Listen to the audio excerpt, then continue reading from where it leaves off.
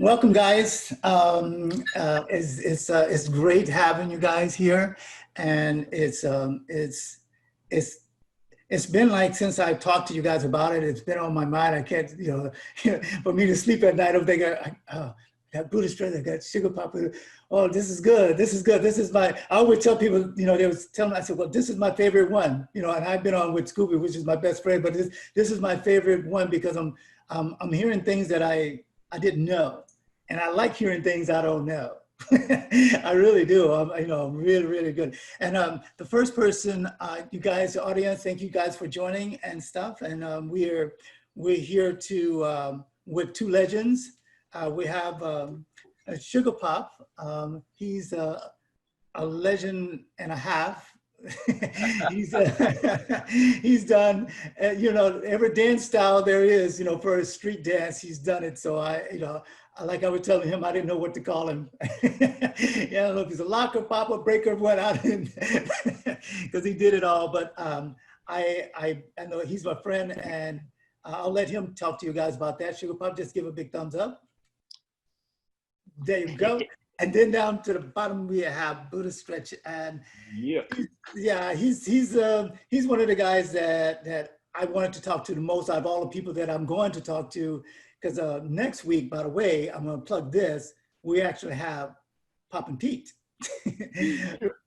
Pete will be here next week, and then Marvin Columbus will be here, and Charles Washington from Soul Train will be. Those three guys. But out of all the people still that's coming and in the past that I've done, and is this gentleman, Buddha Stretch, because I've heard so much about him, haven't had a chance to meet him. I see him now, but it's still not in person. And one day I'm gonna have to meet him in person. But Sure. when I was putting together his real to show what was going to be happening this weekend, I learned a lot about hip hop, and I'm not going to talk to you guys about it because that's what he's going to do. But I learned way more than I knew. I knew the dance, I knew the style of it, I knew people that did it, but I didn't know the history. But this guy, Buddha Stretch, you guys, the man, the myth. I'd like to introduce you to Buddha Stretch, the legendary. Thank you, sir. It means a lot coming from you, and a pleasure to be here, especially with my big bro and my teacher, Suga Pop, and sharing my story. All of our stories are interconnected, so that's the beauty of it. Cool, good. Suga Pop, we're going to start with you, sir. I would like to know what started you dancing and what kept you dancing, and how much do you enjoy it?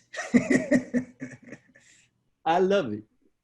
I mean, to be able to do something I've never done, everything that I do and pretty much that I have, thank God, comes from dance. You know what I mean? Like other things that I've learned, whether it was, playing music, or all of that came from dancing. You know what I mean? And it's the only thing, I've only done things that have come from dancing my whole life. I've never done anything else, and that's since I was 9 years old. Wow. So I've never had to take a job. I've been blessed to never have to take a job or do anything else. Doesn't mean I wasn't hungry, I wasn't homeless at times, but I've been lucky enough to be able to do this. And I think there's, a few of us that have been able to just do that for our lives. And, first and foremost, thank God for it, but also that it comes from the pure love to dance. Like I can, teach a bunch of classes, and then later on they could be like, hey, what do you want to do later? Hey, there's a party. I'll be like, yeah, man, let's go dance.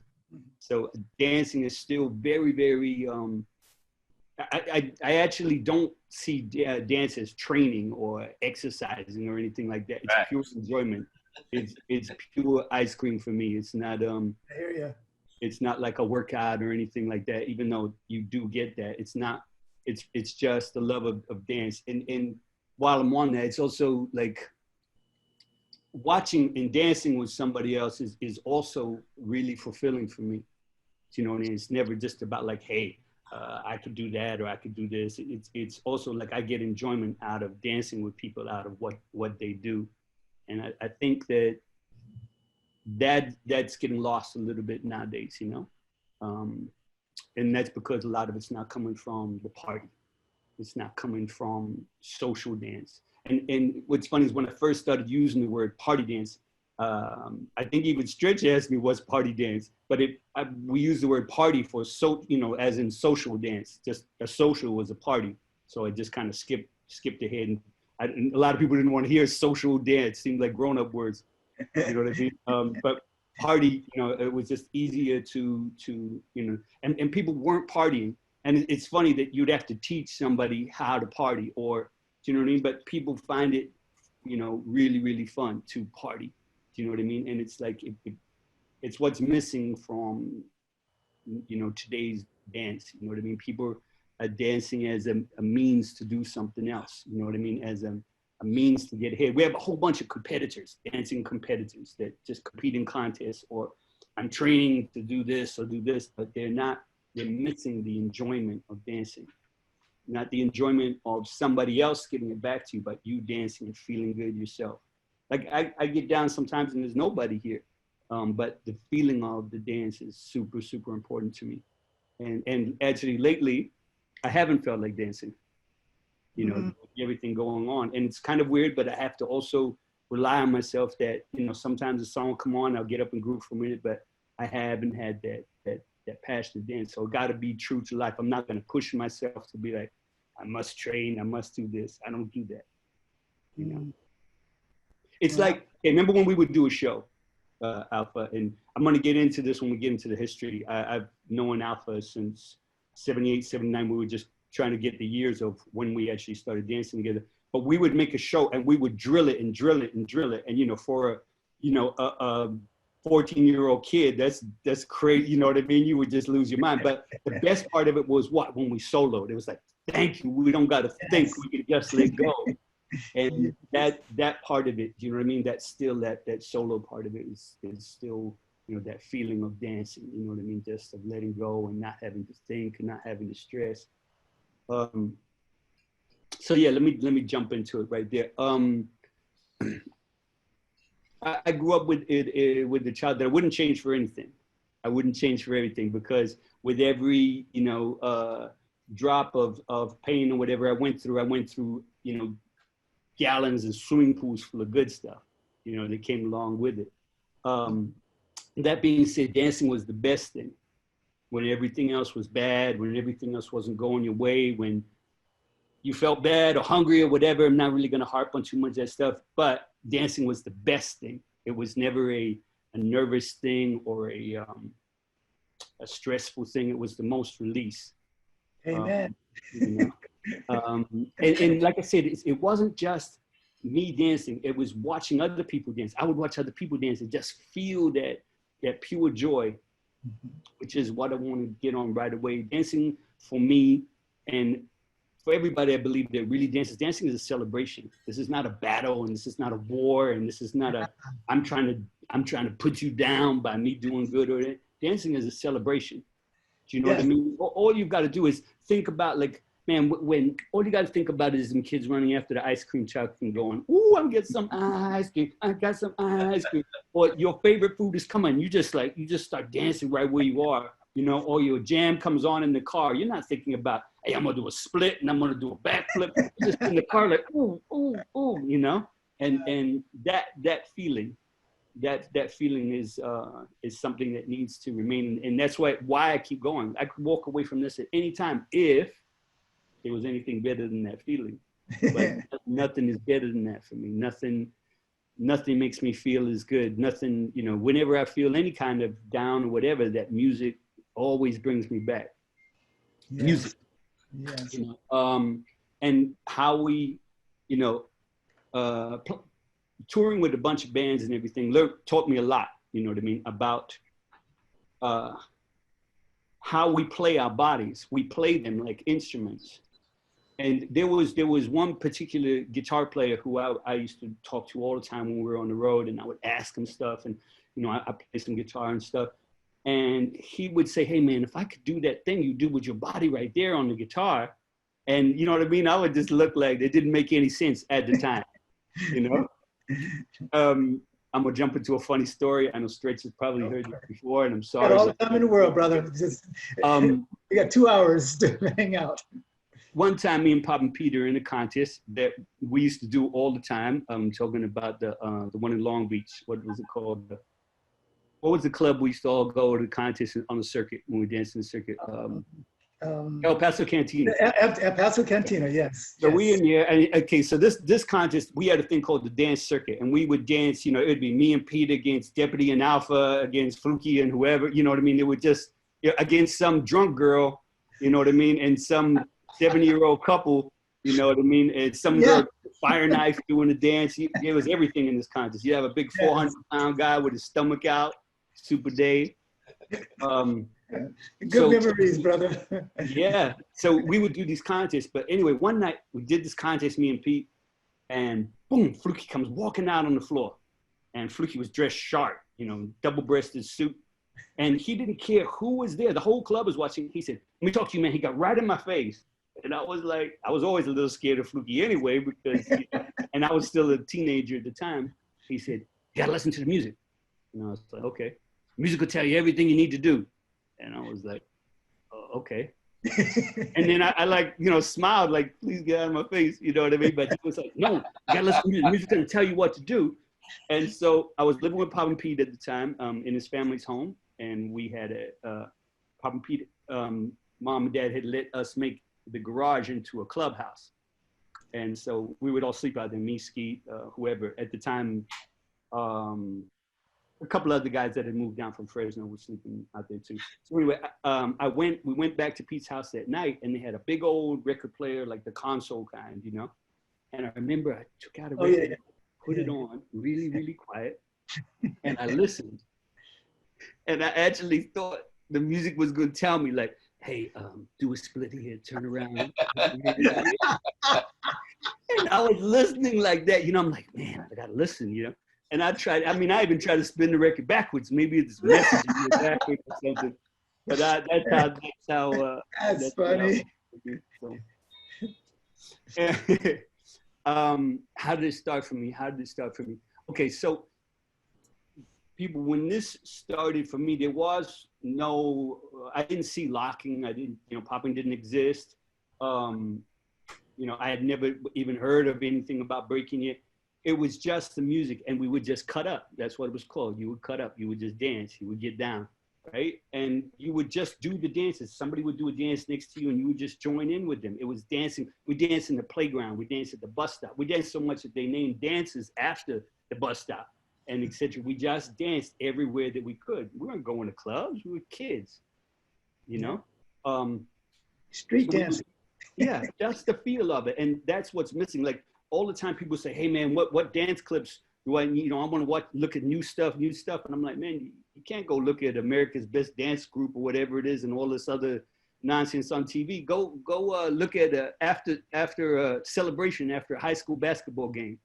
And you're going to see people dancing from that pure joy of it. People just like, you know, and you're going to see and feel that dance. Not, hey, here's a choreographed routine done by, you know what I mean? They need to see that celebration of the dance and where it really comes from. People are not dancing to be perfect. We're dancing out of feel, you know what I mean? And anything, you got to know, funky is definitely not perfect. That's why it's funky.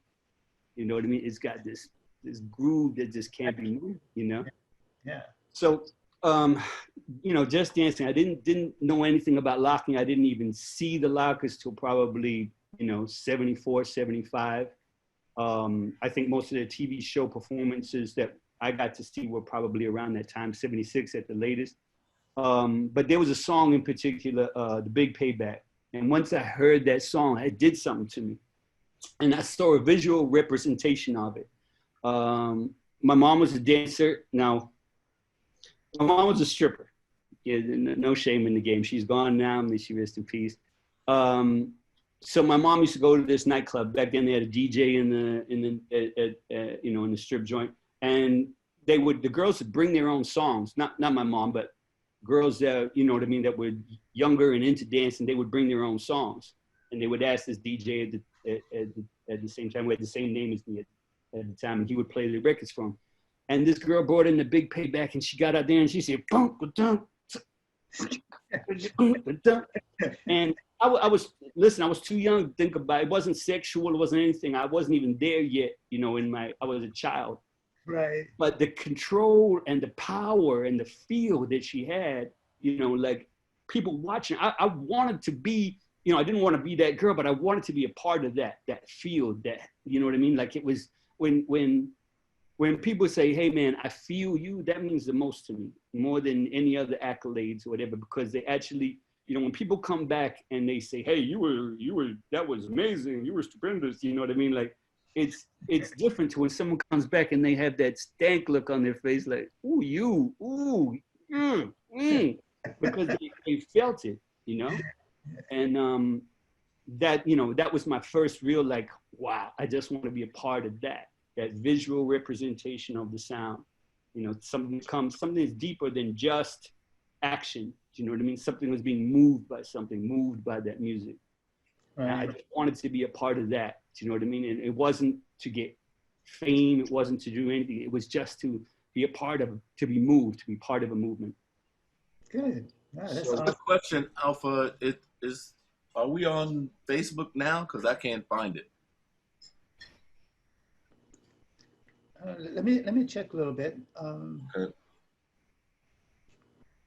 Did you go under my Facebook? Yeah. My wife was looking also, and you don't see it live at all.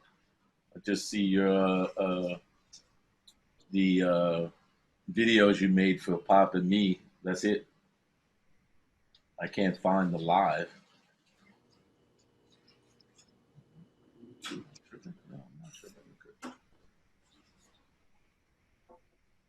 Yeah, it's not coming up.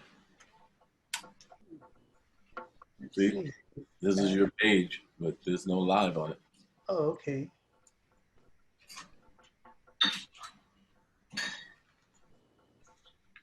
Oh. It's weird.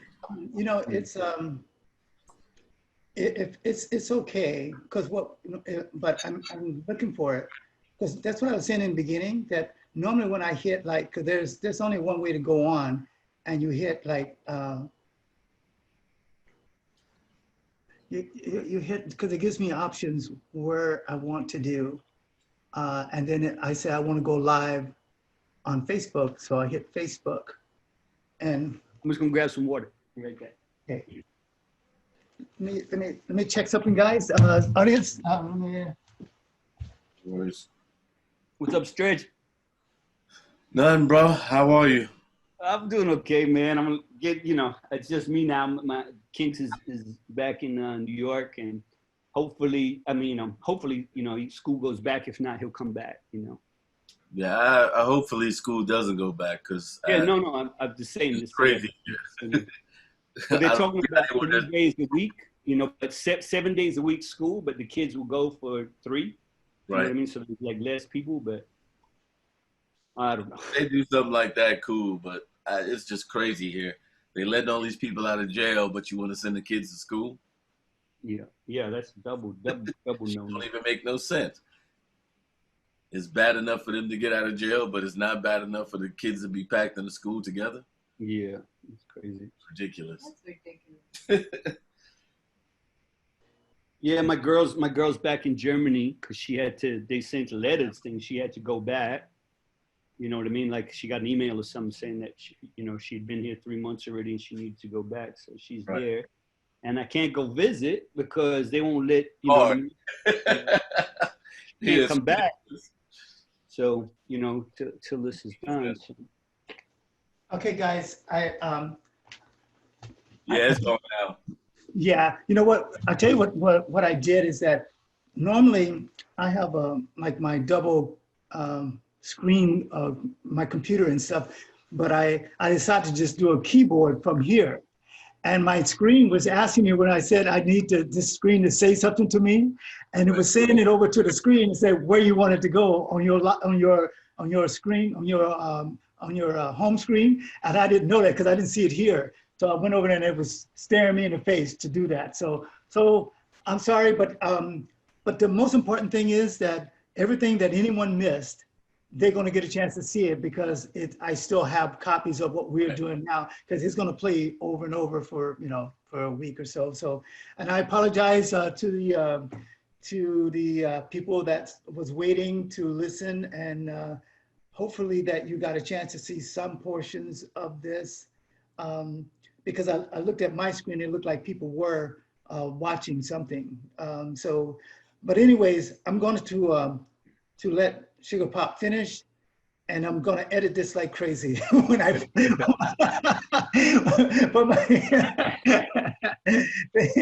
I'm sorry, guys. My apologies. Look, this is the 4th week, right? So I'm learning as we go when it comes to this. My whole life was TV. That's all I did. I didn't travel a lot. I was on every little TV show I can find when I was coming up dancing. So I should know better, but unfortunately it's been a while. So guys, Suga Pop, I apologize, but could we finish listening to your sure. So yeah, back to 74, Big Payback.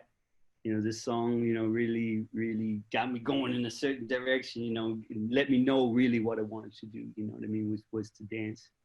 Around that time, we had seen the Lockers, of course, and it was incredible, man. The first, to tell you the truth, the first time that I had seen the Lockers, I did what everybody else did. I ran out and jumped on my knees and was slapping every piece of furniture around the house, and not thinking about anything about making a career of this or anything, just totally enjoying it. I talked earlier about my mom working at night, so if we didn't get hustled to go into work, a lot of time I would go into work, me and my younger brother, who was a toddler at the time, and my mom would put up a tablecloth over her area of the mirror, and then she would run us in and we would sleep under there. You know what I mean? So me and my brother grew up, listening to, strippers talk, and so we learned a lot about women real fast. Guys, you gotta be careful. I think that's gonna be for another show. Yeah, but no, I mean, this is the way it works. I would hear about. Not that I don't want to hear it now. But it was, hey guys, if you think girls is, certain way, you got to hear there was girls. This guy pays this thing, and this one pays my car note, and this one pays my rent. There was a lot of talk. But there was dancing. There was dancing going on there. There was dancing in school. There was dancing everywhere. You know what I mean? This was part of what we do. The same way we talked earlier about dancing because you feel good, because you're gonna eat, or the sound makes you feel a certain way. Right. So my mom had a day job also. She worked at a place called Nicodale's. I'm not sure if you might know that one. It's right there by Paramount Studios. Anyway, one day Scooby and Junior comes in there and asks if he can use the restroom. There's a big sign that says you can't use the restroom in there. And I remember I was there for some reason. I never would go to her job, but I can't remember why I was sitting there, right at the right in the front there. And I was like, hey, you that guy. And he introduced himself to me, and he's like, can I use the bathroom? I'm like, yeah. My mom was like, you can't use it. And I'm like, yeah, again. So I let him use the bathroom. He came out, he smiled at me, and he went outside. And then I said, hey man, you got to be doing that stuff, right? And he was like, yeah. And he'd used the bathroom, so he was ready to go. And there's a thin strip of grass on the side of the sidewalk.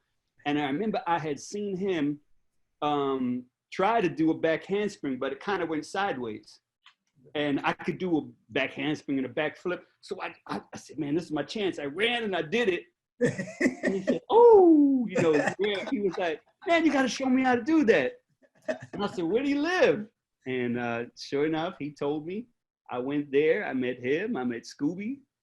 That was the very first time. Rode my bike there. It took me a good part of 45 minutes. That was that time. Yeah. And that broken mirror thing. Yeah. Where everybody was, I saw Fred hanging out there one day. That was before, before he was on TV and stuff. And that was my first, chance to really see. Now, people, you got to remember, there was no classes or anything. A good lesson back then was, hey, you do this. No, this. Put your shoulder up, this. That was a lesson. Oh, you got it. Nice. That was it.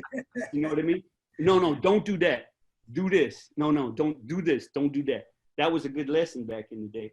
But just to be around, people dancing and feeling that good about dance. That's what it was about. There was it was all love in these times. Yeah. And then recently, when we were I was in Korea with Stretch and Scooby. Out the blue, Scooby just says, "Hey, someone's here." A friend of mine. And remember, and just he had. Once we had talked about it over dinner, but he just brought this up, out of nowhere about those times. And it was like, wow, it was just like, yeah, it was just like, oh, wow, that's great. Just, it's good that, I'm really happy for Scooby to be back, after being away for so long and to, just to be showing his feel. Scooby was the best dancer.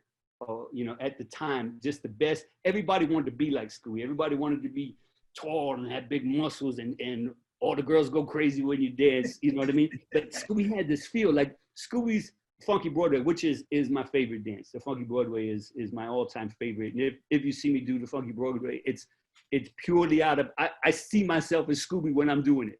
You know what I mean? And I do. I just see Scooby doing the Funky Broadway, and it just gives me that feel.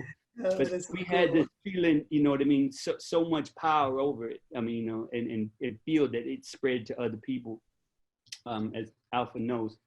Yeah. So we'll jump a few years ahead. I'm going to I'm junior high school.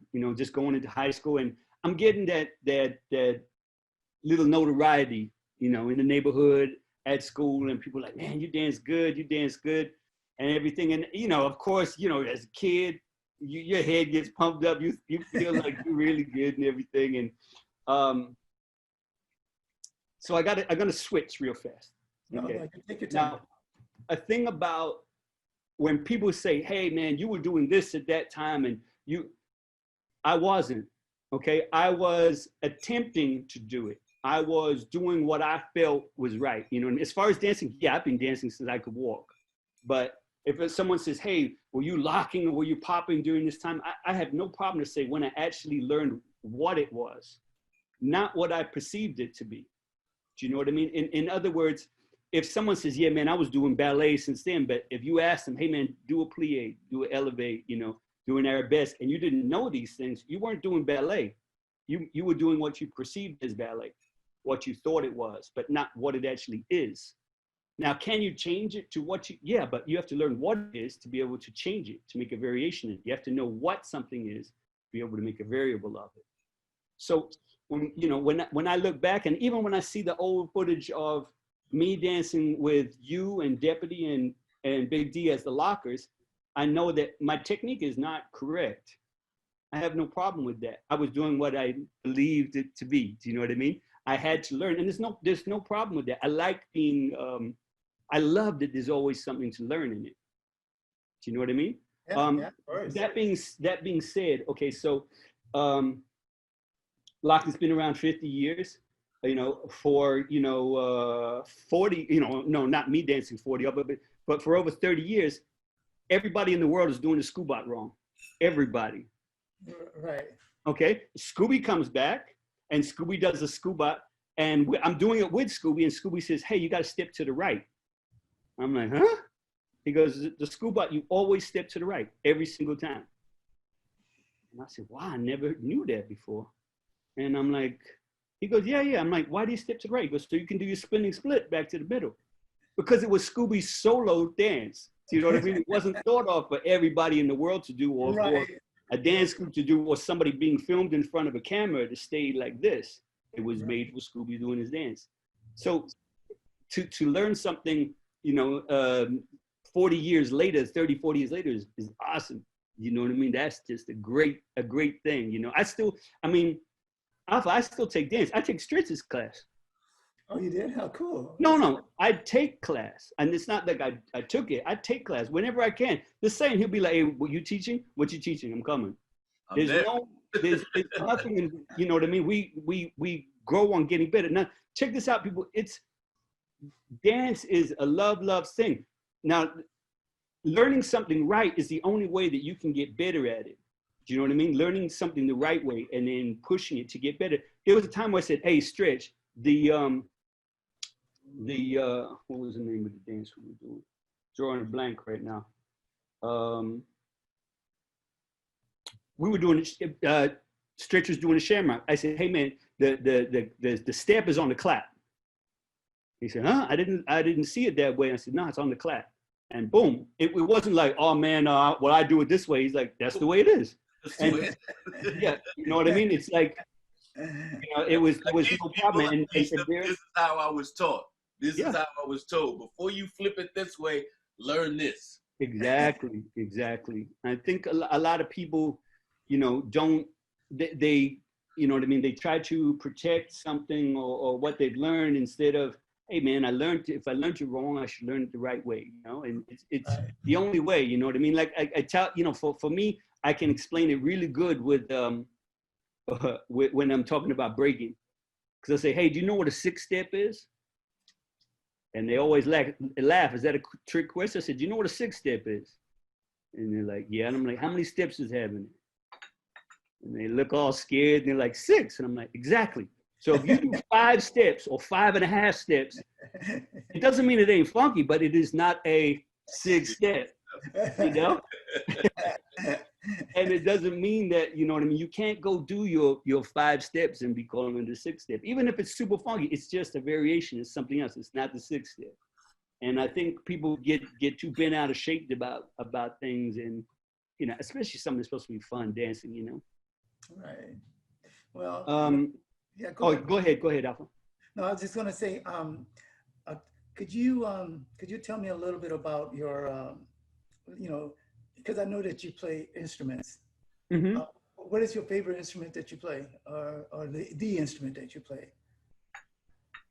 But I play a lot of guitar. I mean, lately I've been playing a lot of guitar because I'm working on that. But I play most things. I play guitar, piano, drums. You know, so most things with that bass, you know, synthesizer, drums, drum programming. But I'm, you know, pretty okay with all of them. Not great at any of them, but pretty okay with them. Enough to write songs. That's great. The only reason I asked, you know, to get a little bit more of that part of history with you. But what I wanted to do is just break that your action of talking about the dance for a second, because I want to come back to you about dance. And I'm going to stretch, and we're going to do the same thing, you know, with him. He's going to talk about it a little bit, and we'll come back. Because just to let you know, when we come back, I would like for you to tell me, like, what is dance now to you? Because I know, you know, the history is awesome, and I was around the history a lot. But just like, you know, dude, you're known all over the world. So, you know, so that's what I want to, you know, just talk, you know, just tell me a little bit about how much fun that has been for you and stuff. Stretch. Yeah, go ahead.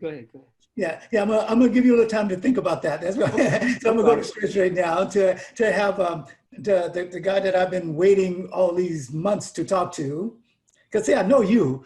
You know, I know you forever, but I'm really interested in talking to this gentleman. Let's hear what he had to say, and I know that a lot of people are as well. So so let's hear, like, the same thing I asked Suga Pop. What got you into dancing? Why you enjoy it, and what has it done for you? What got me into dancing is the music. Yep. On both sides of my family, my father's family from Panama, Barbados, and Jamaica, and my mother's family is from the South. And so growing up, I basically grew up with all kinds of music. I had, you know, from what do you call it? Calypso, salsa, bachata, to, you know, of course, James Brown, the Four Tops, the Temptations, Parliament Funkadelic. I grew up with music, and being black, there's no way you grow up with music and there's no dance attached to it, you know. So I grew up, everybody in my family can dance, as we say, party dance, social dance. Right. So that's what I grew up in, you know, having to watch my older cousin, God bless the dead, my cousin Stephanie. You know, she was one of the best dancers in my family. She used to embarrass people.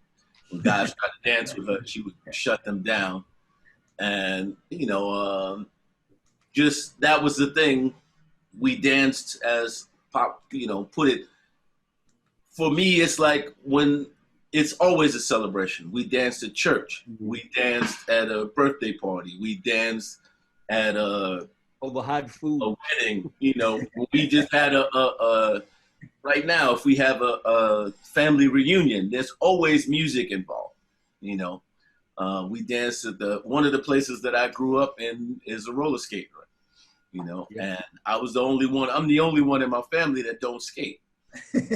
So I would be the one in the roller skating ring at the end of the night when they stop skating, they open up the rink for dance. I'd be the one in the skating ring in the middle of the rink for the whole day dancing while everybody's skating. And then when they stop dancing, they stop skating and you get dance out on the floor, I would come out on the floor and dance. And so that it's been a part of my life, you know, since I could remember. As far as street dance, I got into street dance primarily because of watching Soul Train. You know, I grew up watching Soul Train like every other black kid in America on Saturday and trying to imitate the Soul Train line.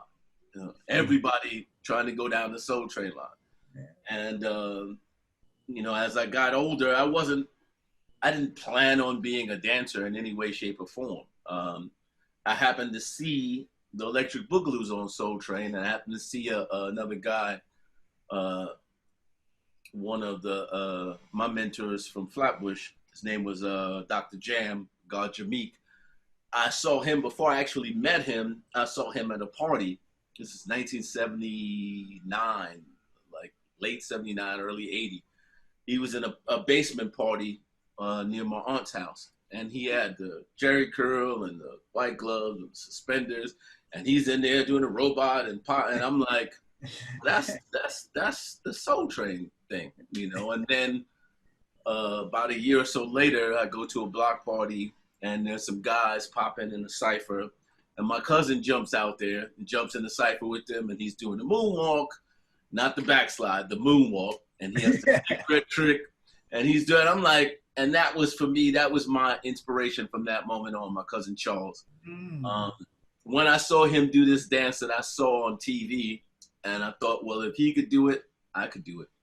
You know, and that was my start. I wanted to learn to really get into the dance then. And right around a year or so after that, I, you know, went to high school, and that's where I met other dancers, you know, and I got into breaking and you know, we formed our first crew in high school and, you know, just took over my life from that point on.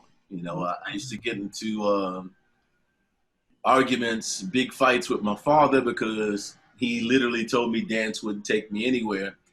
And he wouldn't, because I used to cut school. You know, we spent our school days going to the first period meeting at the rotunda, and then we would go to another high school. I spent most of my days in other people's schools, not in mine. You know, we would travel to other people's schools to see the dancers there, to meet them, to battle them. And so most of my schooling happened through dance in somebody else's school, but we weren't doing schoolwork, we were dancing. Oh, cool. So when those truancy notes was coming and report cards were terrible, my father wanted to kill me. What a way to start. And yeah, man. I mean, it was what I wanted to do. The beautiful thing about it is, was my mother, God bless the dead. She's literally told my mother and I can't say just my mother and my surrogate grandmother, my aunt, my nana. Right. They both told my father the same thing. You know, he's not hurting anybody. He's not robbing from anyone. He's not stealing. He's not doing drugs. He's just dancing. And my nana went further. She reminded my father when he used to disappear when they took him on trips and find him at the band show with the band and a big cipher, and it's him in the center dancing. And my nana shamed him one day at the house when he was barking on me with that. And then from that moment on, he kind of, reacted differently. And he thought about, she made him remember he's doing what you do. It's in his DNA. So you can't be mad at him unless you're mad at yourself. Right. Yeah. Oh, and from man. after that, he basically supported, what I wanted to do. He just, was really adamant that I never forget about my education. Oh, good. What was your first show that you did? Like what kind of was it? Was it with a group or you were single? Or? The very first show that I did was in a college, at Brooklyn College in Flatbush, in the auditorium. Coincidentally, I ended up graduating from. We did the show there at I think it was like 1,000 or some odd thousand people, and we had to do a performance. And it was the first time that I got on the stage and had to dance. And once I did that show, every other show after that was easy because it's thousands of people. So if you could dance for 10, you could dance for 1,000. If you could dance for 1,000, you could dance for 1,000,000. It's you and the music. But that was the turning point for me. Once I got on the stage and I heard all these people, I was like, this is what I'm doing from here on out. That sounds like me when I started. Yeah, that is so true. That was my start at, I think I was in the 5th grade doing a talent show as the Temptations. And right after that, I was like, I love this stuff. So no, I'm sorry, go ahead. Well, yeah, I mean, that it was a thing we performed there. And then two of my mentors at the time, they had a show at another college. I think it was upstate. I don't remember the college. But mind you, I'm like 14, 15 years old now. Right. I'm not supposed to be out past 12 o'clock, 12 midnight. We left to go to this college on a Friday and came back on Sunday. Holy and I called home and just left, back then we didn't have beepers and cell phones. We had rotaries. And, I left a message with my aunt because there was nobody home for me to call that I went to do this show. And they let my mother know. And this is the first time that I had done anything. I broke night, as we called it. I went away I stayed away for almost 2 days. I'm at a college. And even when I called again, my mother was like, oh, you at a college? Okay. Of course, when I got home, I got that ass beat. I couldn't go out the house for a while. When you were saying that, I'm sorry. When you were saying that, I'm going like, God, if I would have done that, my mom would have killed me. Well, listen, when I got home, that's who was waiting for me. Yeah. A broomstick, this thick, Yeah. and swinging for the fences. Black women will do that. It was what it was. It's because Yeah. I wanted to do this, and I'm like, they're like, we're doing a show at a college, and you go make some money, and I'm like, I'm gone. Let's go.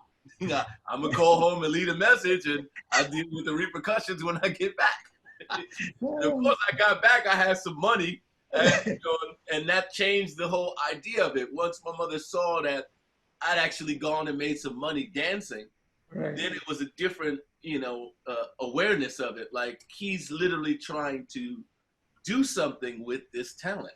So then she stopped getting mad at me. Oh, Of course, she still had to punish me when I didn't come home. After that, I started going right after that is my first foray into a club. I'm not supposed to be in the club coming home 5 o'clock in the morning. Again, I'm supposed to be in the house by midnight. I came in at 5 o'clock in the morning from a club. And my mother's like, oh, so you think you grown now? Mind you, I'm 15 years old, but I'm like, hey, if I got to go through it, I got to go through it. But this is what I'm going to do. And I just, my mind was set. From that point on, every time I got a chance to go somewhere else to dance, I was gone. It wasn't even a thought process to it. if I had to catch hell when I got back, I just, I see you when I get back, hell, I'm gone. It looked like it's all paid off for you for sure. So Yeah, sometimes we have to like do that little sweat thing, but it paid yeah, I off. mean, it was a learning experience, and I wouldn't, I just had somebody ask me the other day if I could change something. And I said, no, I wouldn't change anything. If I Yeah, no changed something, way. that would make things probably worse. And, you need those moments to learn from to get you to now. That's My right. strength is born out of those mishaps, as we call them, and I wouldn't change any of that. And that's what got me into dance now. And as far as what dance does, done for me, I mean, man, without dance, I wouldn't know probably 95% of the people that I know. I wouldn't know any of these people. My children wouldn't exist without dance. You know, uh, my best friends, my brothers, I wouldn't know any of them. We wouldn't be together without dance. So for me, the dance, as I teach in class, as I speak all the time, the dance is life. It's not the dance. It's not something that as Pop said earlier, I don't train for this. I wake up to this and go to sleep to this. And this is a daily. This is not something that I do. This is what I am. People are. Some people say you're not. You don't want to be defined by what you do because you're more than that. I don't want to be more than that. Oh, that's I'm good with the dance and the music. If that's what defines me, I'm good with that. That's strong. I love that. I love that. That is great. Right, Pop? That's a good way to look at it. I feel you. Even though I probably did like all kinds of things in my lifetime, because you guys came especially you, but at a good time when you actually um, something happened here. Did you guys see me? Yeah. Yep. We see and hear you perfectly. I have this big, huge spot in the middle of my screen, and I don't know why it's doing that. Well, we can see and hear you perfectly. Yeah. Okay. But anyways, I would say that like because the what we went through, at least you guys had an idea that you can actually make money by dancing, because of the early '70s from the lockers or different people. When we came up, we had no idea that street dancing, would ever make any money for us. Only black tap dancers get that, that kind of like royalty type treatment. And so I feel you. I do. Well, I mean, for me, it was different. I didn't know about the lockers then. My reference for making money in the dance is from the Rocksteady crew. Watching them, Rocksteady crew, New York City Breakers, Beat Street Breaking, all of that, the movies. But by the time that all rolled around and came and went, there was no more money. So we were just going to the clubs. Our whole reference point was go to the clubs, dance, meet girls. Wasn't nothing about no money. Wasn't nothing about no fame, no fortune, no traveling. Excuse me. It was just the music and the club, the vibe and the atmosphere. And my first gig was to dance in the club, and that was my very first real paying gig. That was a gig where each week I got paid. Prior to that, we thought the gigs were up because after Beat Street and Breaking and everything, it was like, oh, this is done. It ain't gonna be no more. It's only the jazz dancers now. Street dancers are rap. So that's how when we were coming up, it's like we missed our chance. That's how we felt because the movies and all that was done, and by that time it was like if you were in a club and you started breaking, you know, the girls would laugh at you. They would, you know, the guys would throw stuff at you. Yep. So it was like, that's why we learned, that's Wow. one of the reasons how freestyle hip hop came about. We wanted to dance and we wanted to include what we already had with what was happening at the time. And so we just put everything together. But we had no idea that, oh, this was going to become a style, or this is going to, you know, lead to you traveling or going on tours or working with different artists. None of that was in the equation.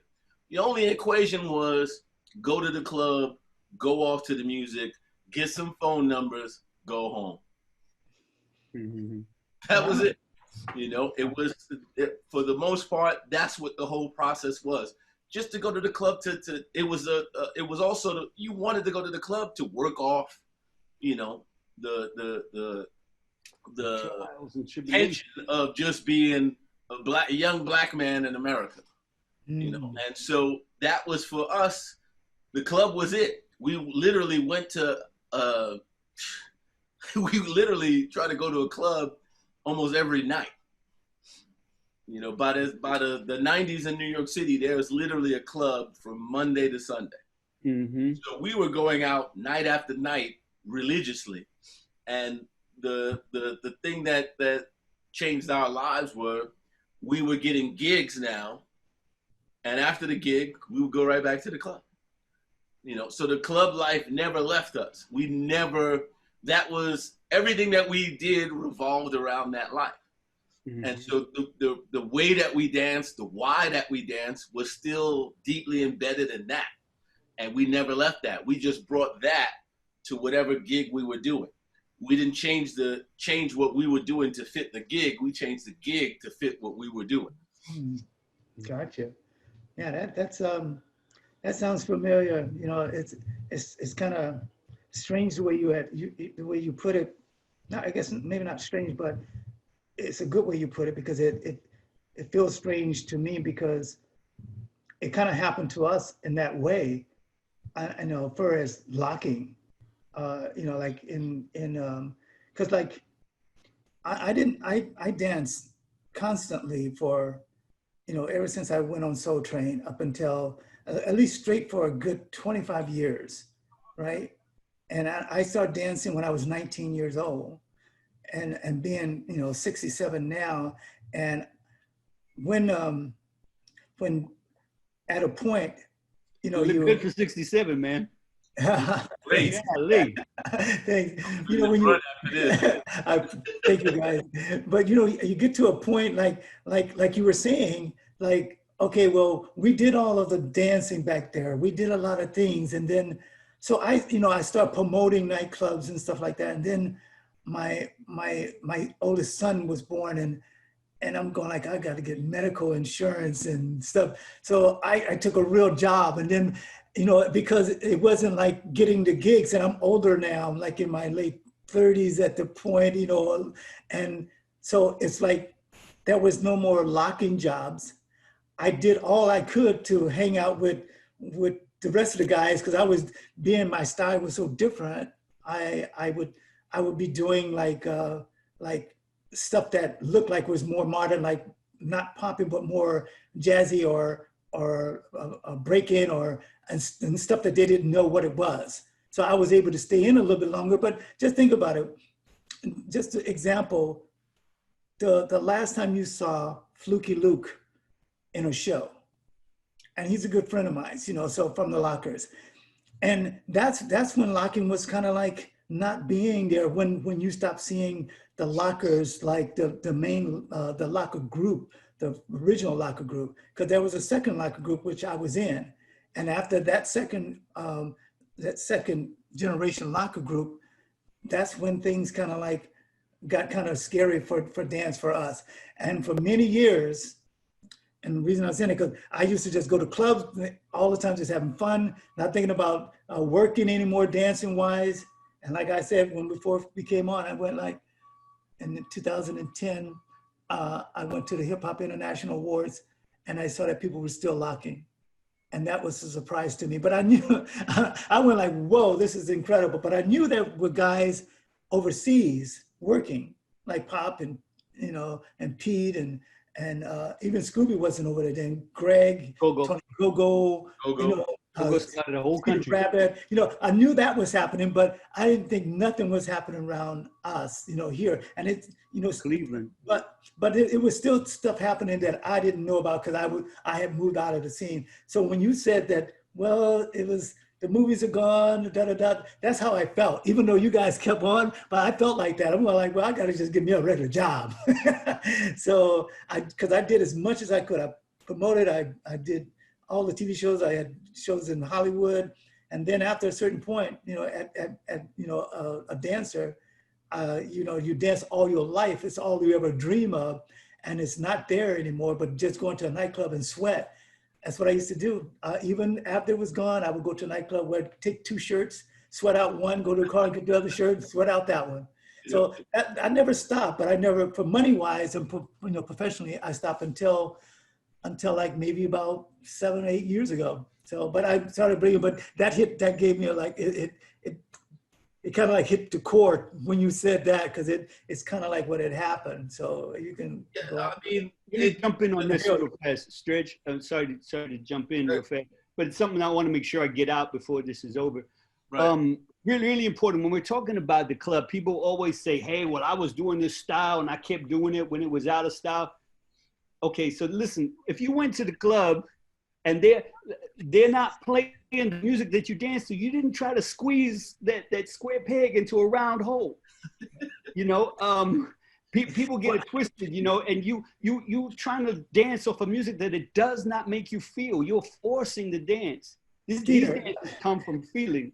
You know what I mean? Like through the years, if you in the club, you know what I mean? By the time, you know, popping came around, the music had changed. Therefore, that was the dance. Prior to that, it was disco and it was whacking. And prior to that, it was locking. Do you know what I mean? I'm talking about, you know, the West Coast. So, but in the club where the music played, that's what you did. It's like if house music played, you know what I mean? You could fake the funk. You could go ahead and I'm gonna do my locking to this, but it's not the music for it. Totally different. Yeah, exactly. And we knew when our time had come. When Stretch and them were in the club, it wasn't like I was going to run out there and start popping it, you know what I mean? Because the sound didn't give me the feeling for that. I was there enjoying what they were doing, you know what I mean? And the same, when people played, when I first got to hear, before the word hip hop was being used, when I was going to, when Mr. Wiggles and Fable were taking me to Little Charlie Chase's house and they were playing, you know, just break beats, there was these songs, these Johnny the Fox, and if you played this song, it had these guitars, and they played I Want the Big Beat, you know, these rock songs. And I'm like, man, what is this? You know, but that was the music that they were using for breaking. That was the real B-boy music, you know what I mean? And we didn't know that, you know what I mean? And it's just the same. When they were playing electro, you didn't get out there and go, Electric Kingdom. It's mad corny. You know what I mean? It's corny. So yeah, we just kept it locking or we kept it this way. You were played out. If you were played out in the club, you know what I mean? The sound changed, therefore your dance changed. If it didn't, you never really understood this. Yeah, no, You know I hear you, bro. The music changed and the thing changed. Now, you know, some dancers got a little extra life out of it because of these movies and stuff. Because people didn't know the powers that be, the people who were writing these movies and all that stuff, they didn't know. They just be like, hey, some breakdancing. And the person could be locking, he could be popping. Breakdancing, that's good, let's do it. You know what I mean? So, you know, and then they would have these terrible people make this terrible music for it. You know what I mean? And it's like, break, and you know, corny songs or, you know, just really bad stuff. And what's funny is people look at that time as that being something real. Hey, these were the songs. You know, this was the real hip hop. But we're like, wow, those things didn't even, not the way it was. You saw the Hollywood version of it. So, you know, just that's my 2 cents I wanted to throw in. No, that's good. That's what we hear. That's what we hear, you know. When people say, hey, you were dancing through all these years, of course, because the music changed. Yeah. As the music changed, we danced. We danced always to how it sounded, how it felt.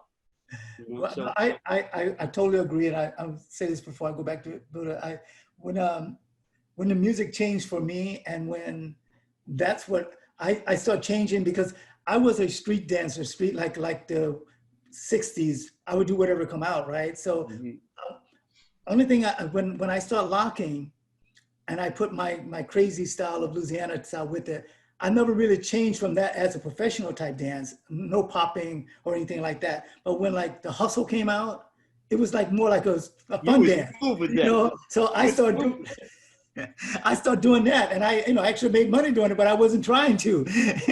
So, but when I would do the hustle, if you ever see me do the hustle on shows or movies or anything, you would see me do the handshake or the alphas or something to let them know, hey, I'm a locker. I know I'm gonna hustle, but hey, I gotta do this handshake. I gotta do something, It's still in my heart. Friday. Thank God it's Friday. Alpha and Anna are dancing, and they doing a hustle, and they both break down. They start doing alphas.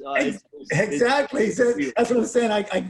I always kept it with me. I'm sorry, but the music, yeah. And I think music does change, and it changed how people react to it, and that's why people dance the way they dance now. I understand, But Buddha, you can. Well, yeah, just to build off of that, like another thing that I try to explain to people is in the 80s, the early 80s, even into the late 80s, you had clubs that there were no hip hop clubs.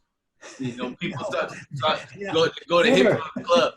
There were no hip hop clubs in the early 80s. There were nightclubs, and they played some hip hop, pop music, some funk, some electro. The thing about it is, I always tell people that if you wanted to dance with the ladies, when the music changed, you had to be able to change also. Because nobody's going to the club to battle all night long. To cipher all night long. The club is 6 hours. Because the club started at 10, the club closed at 4. Back then the clubs closed at 5. Yeah. So nobody's going there to cipher all of those hours. You want to dance with some ladies. Well, guess what? In the club, if they play disco and you don't know how to whack, what you gonna do? You got to learn how to hustle. The ladies don't want to whack, they want to hustle. They want to dance. They want to freak. They want to get. If you don't know how to do those things, guess what? You one of the fools in the back that make up the cipher that's watching. And then later on, you're gonna tell people you was in the club doing all of this when we know you weren't. Amen again. That's another perfect example. For me, that was always the difference with the people that I ran with. We are dancers. We never looked at ourselves as, we're b-boys or we're poppers. We're dancers because I grew up with the hustle. My older cousin, all of my cousins used to do the hustle in Empire Roller Ring. I mean, literally all of them. So I grew up watching that, and they showed me how to do the hustle.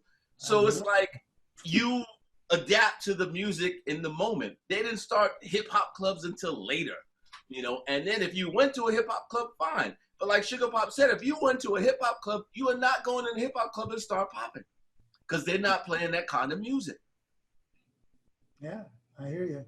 They're going to play specific music that you want. If you go to a house club, we used to go to house clubs also. They started those in the late 80s, early 90s. You went to a house club, they're playing house music all night long, literally. Are you going to go and you're going to, of course, there's other things that are going on in the club. There are other dances. People were doing the hustle to house.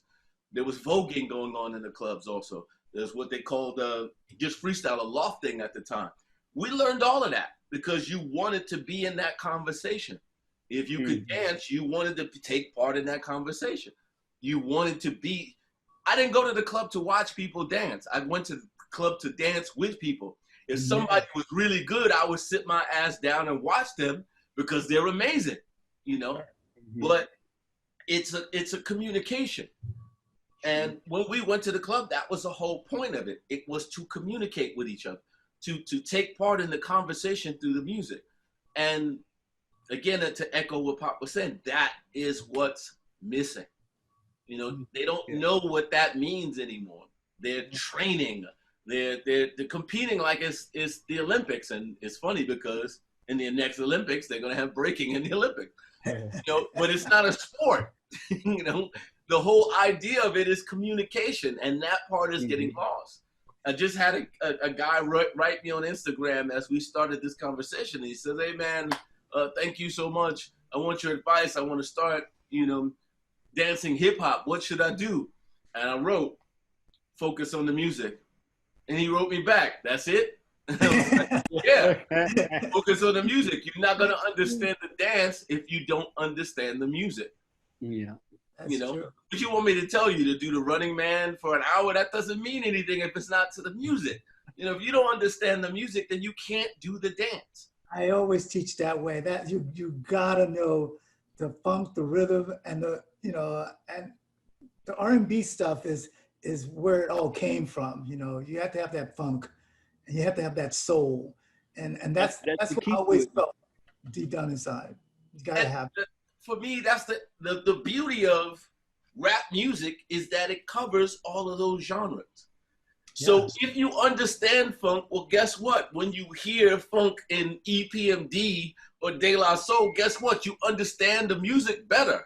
Exactly. But if you don't, then you're just gonna you're gonna do the same movement every time because it's gonna be coming from here and not from here.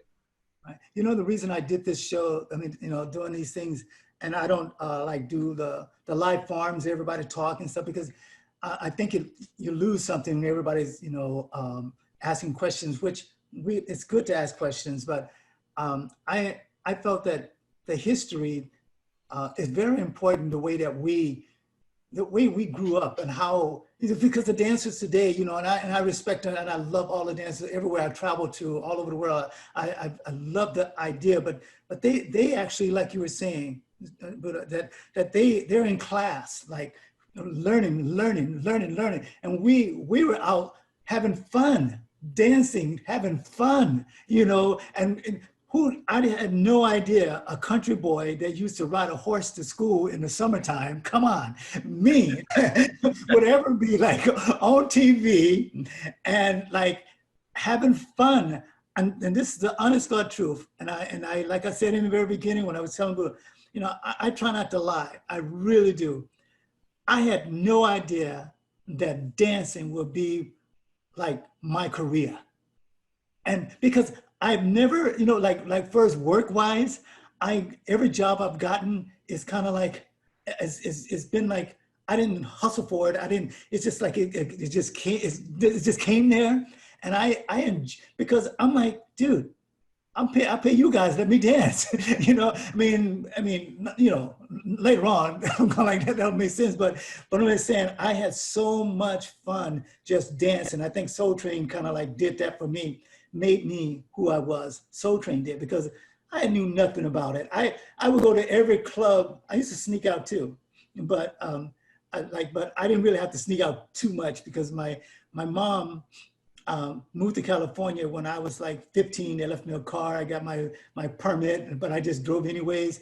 And my cousin, there was a club in a city called Ponchatoula, Louisiana, and it's close with Hammond. I grew up in Hammond, and I used to go to that club when I was like 15 years old, and any other club I can get into and just dance and just sweat. Every little club I can go to, that's all I ever did from like, at least from 14 to 15, I did that up until like even to now when I go to a club. I don't go to like people to say, wow, wow, dude showing off, or no. When I go, if you ever, even today at my age, if you saw me out having fun, I'm like in another world, totally like high as a kite, because I never did drugs, but that is my biggest high in the world is dance. I love dance. I missed it so much for that time I was working in a store, being a general contractor, doing all this stuff. Dude, that's why I came back and to talk to people like you guys. I'm like in heaven, and that's why I'm doing this, just because I feel like I'm at home.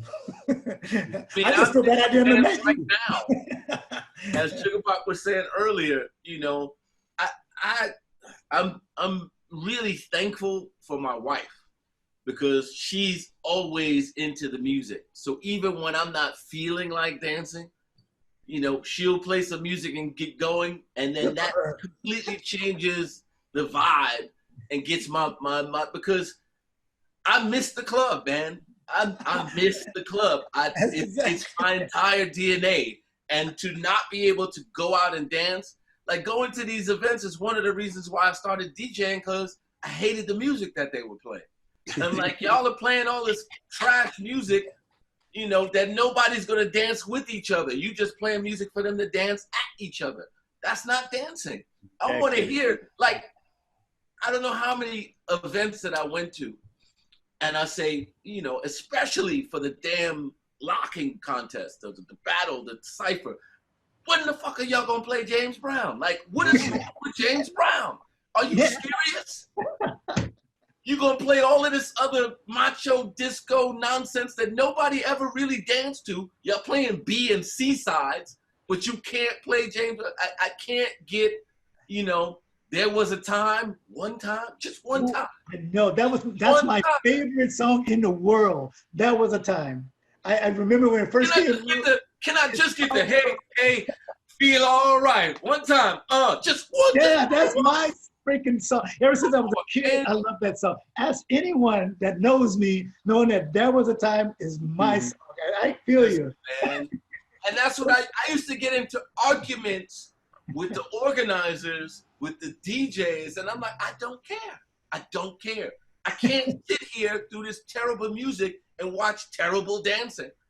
Because if you give them great music, guess what? They're gonna dance better. If you give them nonsense, they're gonna try to dance. I don't want to watch people trying to dance. Yeah, and you know, I know that feeling as well, because even when I wasn't like dancing professionally, just party dancing, I stopped going because there was no club that would play the kind of music I wanted to dance to. And then I found this band, it's an Orange Cats called Big.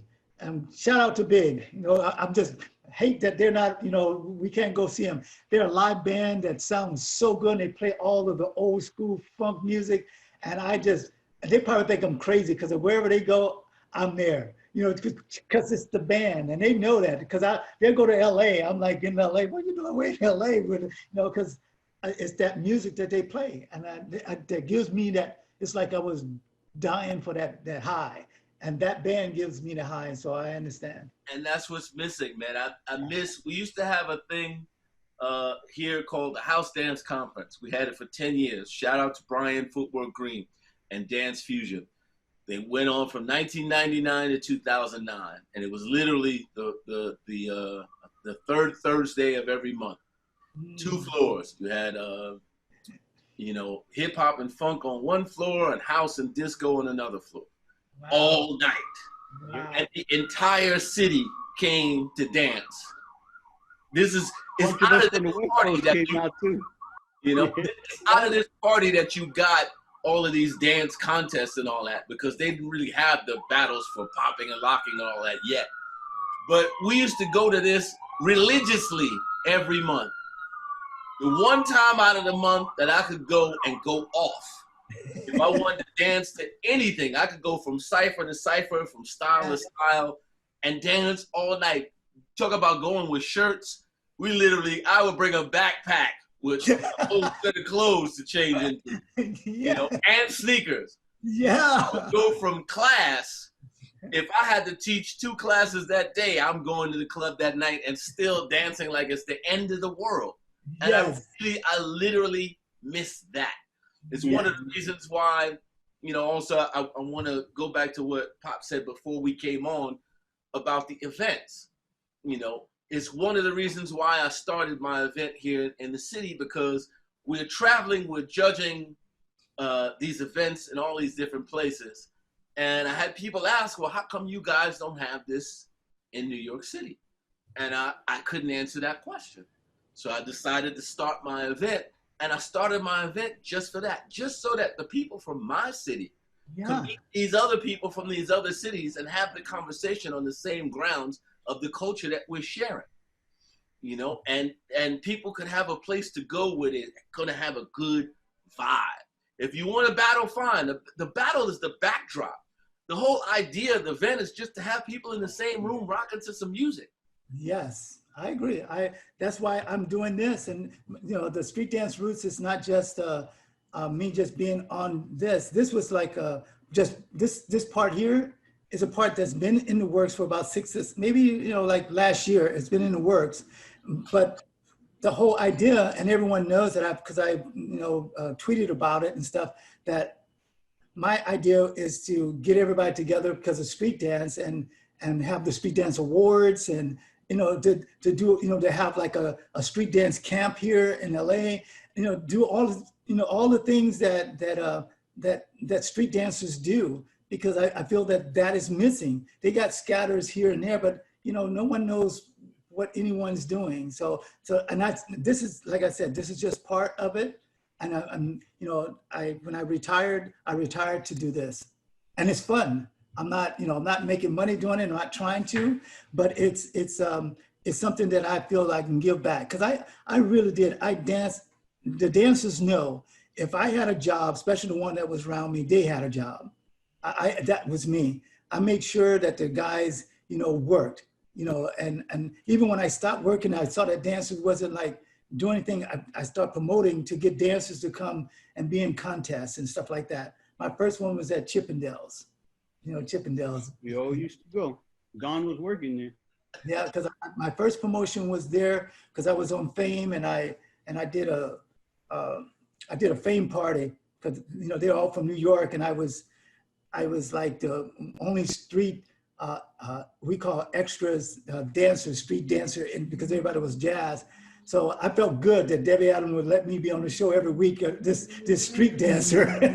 So I gave them a party and everybody came. It was great, and I wasn't trying to make money, and I ended up making money. I'm going, I kind of like this idea. So I started doing that a lot. So that you've been to a lot of those things I did. So, but that was fun. So this is all fun for me, all fun, and talking to you guys.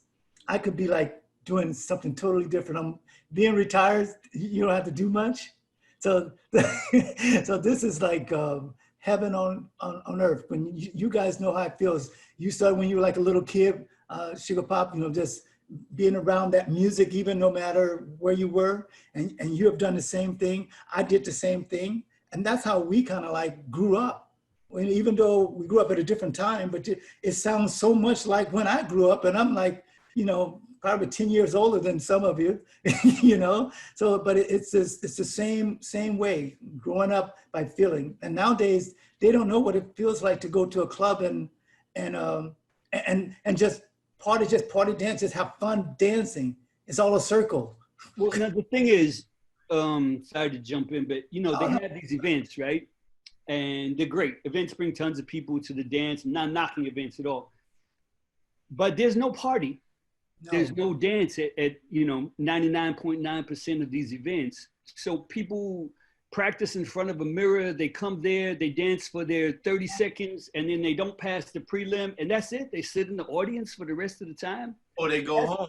Yeah, and that's not what this is about. All that practicing, you know? To don't dance. There's no party. You're never going to learn what this really is until they submit to the sound.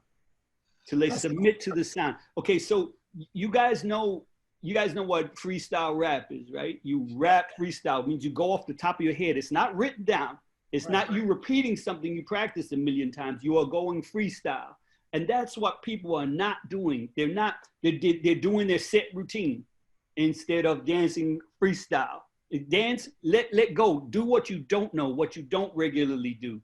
The same way when I tell people, hey man, they say, we want to dance. Yeah, man, you go, I go. Okay, yeah, cool. But let's just go a song a piece. Because I don't want to see your 4 counts of written. You know what I mean? I want to see you freestyle. I want to see your 4 counts that you did in the last contest you were in, and then come back and do your next set of thing. And you're not dancing. You're dancing out of fear. You're not dancing out of love of the music and that sound. That you could do the same thing over and over again, but that sound is going to change. It's going to make the way that you do it different. People need to dance at these events. I mean, they're dance events, and we should be dancing. One last thing about the event thing. We don't own enough. We always end up working for other people. I only know Stretch in this country, in the US, that has his own event now. That's why I'm owned by us. We don't own these. I have people hitting me up all the time. Hey man, can you take a picture with my new shoe? It looks like a hush puppy. Okay, so Everything is getting taken from us and used for other people to make money off of it. Here, wear our clothes product and this. So, you know what I mean? That's just like asking, you know, like, hey, Michael Jordan, I got some new sneakers. You know, Michael Jordan is in his prime. Can you wear these sneakers? We'll give you a pair if you take a picture in them. Yeah, nah. You know, but that's what happens. You know, hey, Michael Jordan, put on these sneakers. Oh, yeah, we'll give you 2 pairs. Yeah, I do. That's not the fly, but we don't own enough of our own. We don't have our own events. We don't own our own products. We work for everybody else.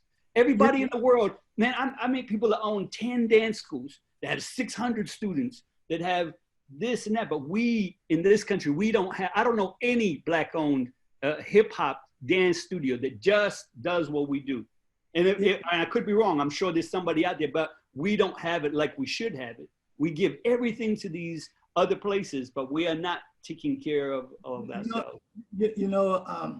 Suga Pop, you see that the name about right here, right over there, it says OG6, right? I started that 10 years ago. Mm-hmm. And when I first went to Hip Hop International in Vegas, when I first saw that people were locking again and looking at all the dancers, I got a bunch of guys together. I even called Pete on it, and it was 6 people. I pulled 6 people together, and we did the first event in Vegas. It was a car show, but we had an event, but the vibe wasn't there. I didn't have the support like I wanted to have with the guys that I chose to be with it. But I did that because I'm going like, all these people here, and who's running it? I don't see like a Black person that's running anything but exactly.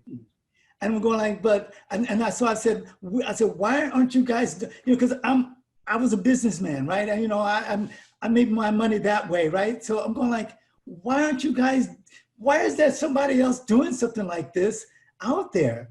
And so I did a website, I did the whole thing, and then I got no help. I said, forget it. And so what I did is that, and this is where it's all playing off, and I want everyone to know this, that's why I'm talking about it.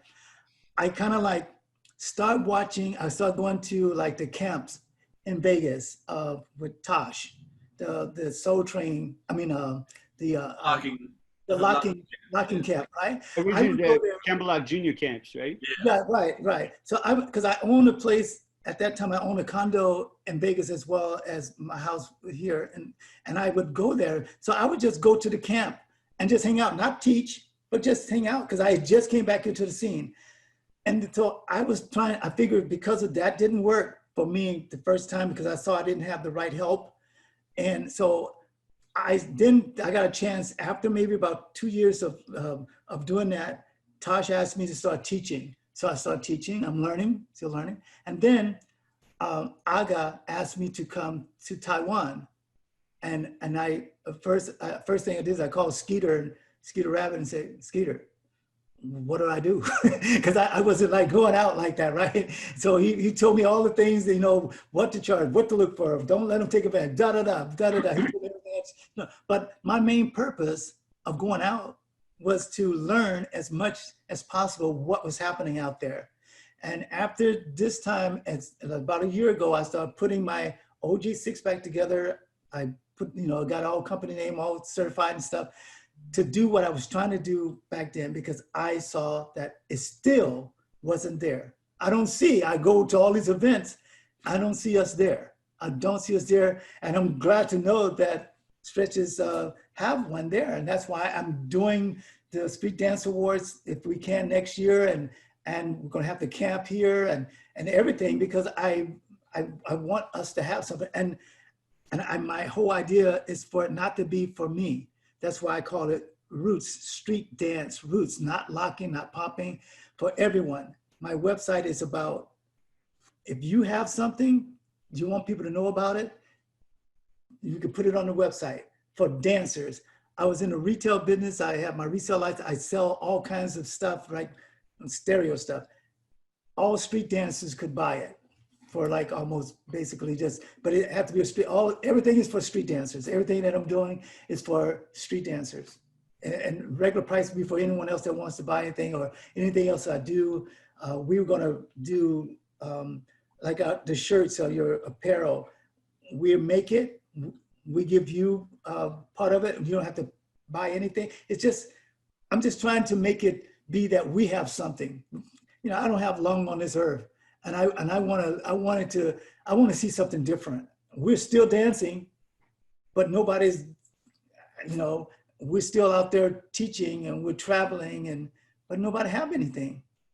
I mean, that's my problem. That's my problem. And you know, I danced all my life. If it wasn't for dancing, hell, I might be in jail. I don't know where I would be. I don't know where I would be. Might be dead. I don't know what I would be doing if it wasn't for dancing. And that's why I'll never forget where I came from. I'm a dancer. I'm gonna be a dancer, and I'm a proud dancer, and I'm a proud street dancer. Well, I just want to piggyback off of what you said. This actual weekend today would have been the first day of my actual event, Step Your Game Up, and this week would have been our camp, the 36 Chambers, that we've done for the last 3 years, and this would have been the 13th year of Step Your Game Up. You know, this very weekend, today would have been day one, would have been the pre-selection, tomorrow would have been the finals. Wow. So just saying that, also I want to shout out in LA, our folks, Versatile. They do their anniversary for the last 6 years. We've been a part of that. You know, that got canceled because of COVID this year too. So there are people that are trying to do things, but there's the thing about it that people tend to get lost in the sauce is you got to support your people. You got to support the people and what they do. The same way you support Nike and Jordan with his sneakers, support, your folks. Like, these things are important. The whole idea for doing the event is just to bring people together for conversation. There's so many people that have met at my event. Yeah. That have gone to do other things, and that's the purpose of it. It's not about, I don't know what anybody else has been told, but nobody I know makes a bunch of money off of these events. Okay? It's not made to be. You're right. If you do not have multiple sponsors, you are losing money. Money, yes. I'm sorry, this is not a money maker. We're not doing this. I'm not doing this to make money. This does not pay my bills. Exactly. I've not made a profit even when we had a sponsor, I didn't make a profit. So that should tell you that, this is born out of love and the idea of to bring the social aspect back to the dance. That's the most important part of it. It's how, people start to understand that our differences don't make us. It's how people come to the realization that we're less different and we're more the same. It's more to us than our hairstyle or our skin color or our background. When the beat drop, we all on the one. Yeah, amen again. And that's the most important part. That changes all of this. That is what starts when people start to. It's through the music and the art that people understand now that Black Lives Matter, because it's Black people's art. It's Black music, and you can't rock to the music and not rock with the people. That's not how it works. Yeah, no, that is true, and that's why I try. I just want to also say, as Pop mentioned earlier about the break beats, the whole purpose of the break beat is to take the one common denominator from all of the songs. Any song that you break is to break the bottom, the drum. The drum, when you drop that on the one, we all respond. Yes. It could come from a rock song. It could come from a country song. It could come from a classical song. But when it hits the one, we all respond to that. And that's what it's about. Yeah, that's where the understanding comes from. That's where, the empathy for each other comes from. When you understand that we are all one through the music. Yeah, I tell my students when I'm teaching, I said, look, to be on the beat, to have the funk, to have the rhythm, I said, I would tell them to pretend like you're an instrument, and now you're in the band, and you have to dance like you actually part of the band, because that's what I do. I've always done that. I made myself Real musicality. yeah, I know. I played drums all my life. I have a drum set still, and my beat. Some people would be like the bass is their main thing. The drum is my main thing, right? So if you find yourself within the music, like be a part of the music, you can't lose. You can't lose if you be a part of the music, and that's what I always teach. You got to be, you can't like learn a routine and go out and just do a routine. I don't remember one time in a contest, and I've danced hundreds and hundreds of dance contests, that I made up a routine and went out and did it.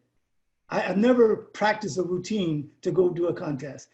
Every time I went out, it was a freestyle. I might practice a move, but I never practiced a routine. I just go out. We used to mess those routines up all the time. No, I mean, think We about hated doing routines, man. We would mess up. routine. The solo is a strong set, You jump in that band. I'm the band. So there you go. The thing that I want people go ahead. that I really want people to understand also is they need to let go of their insecurity. Yeah, get out there. You need to let go of your insecurity. Stop. This is not a visual thing. It's a spiritual thing.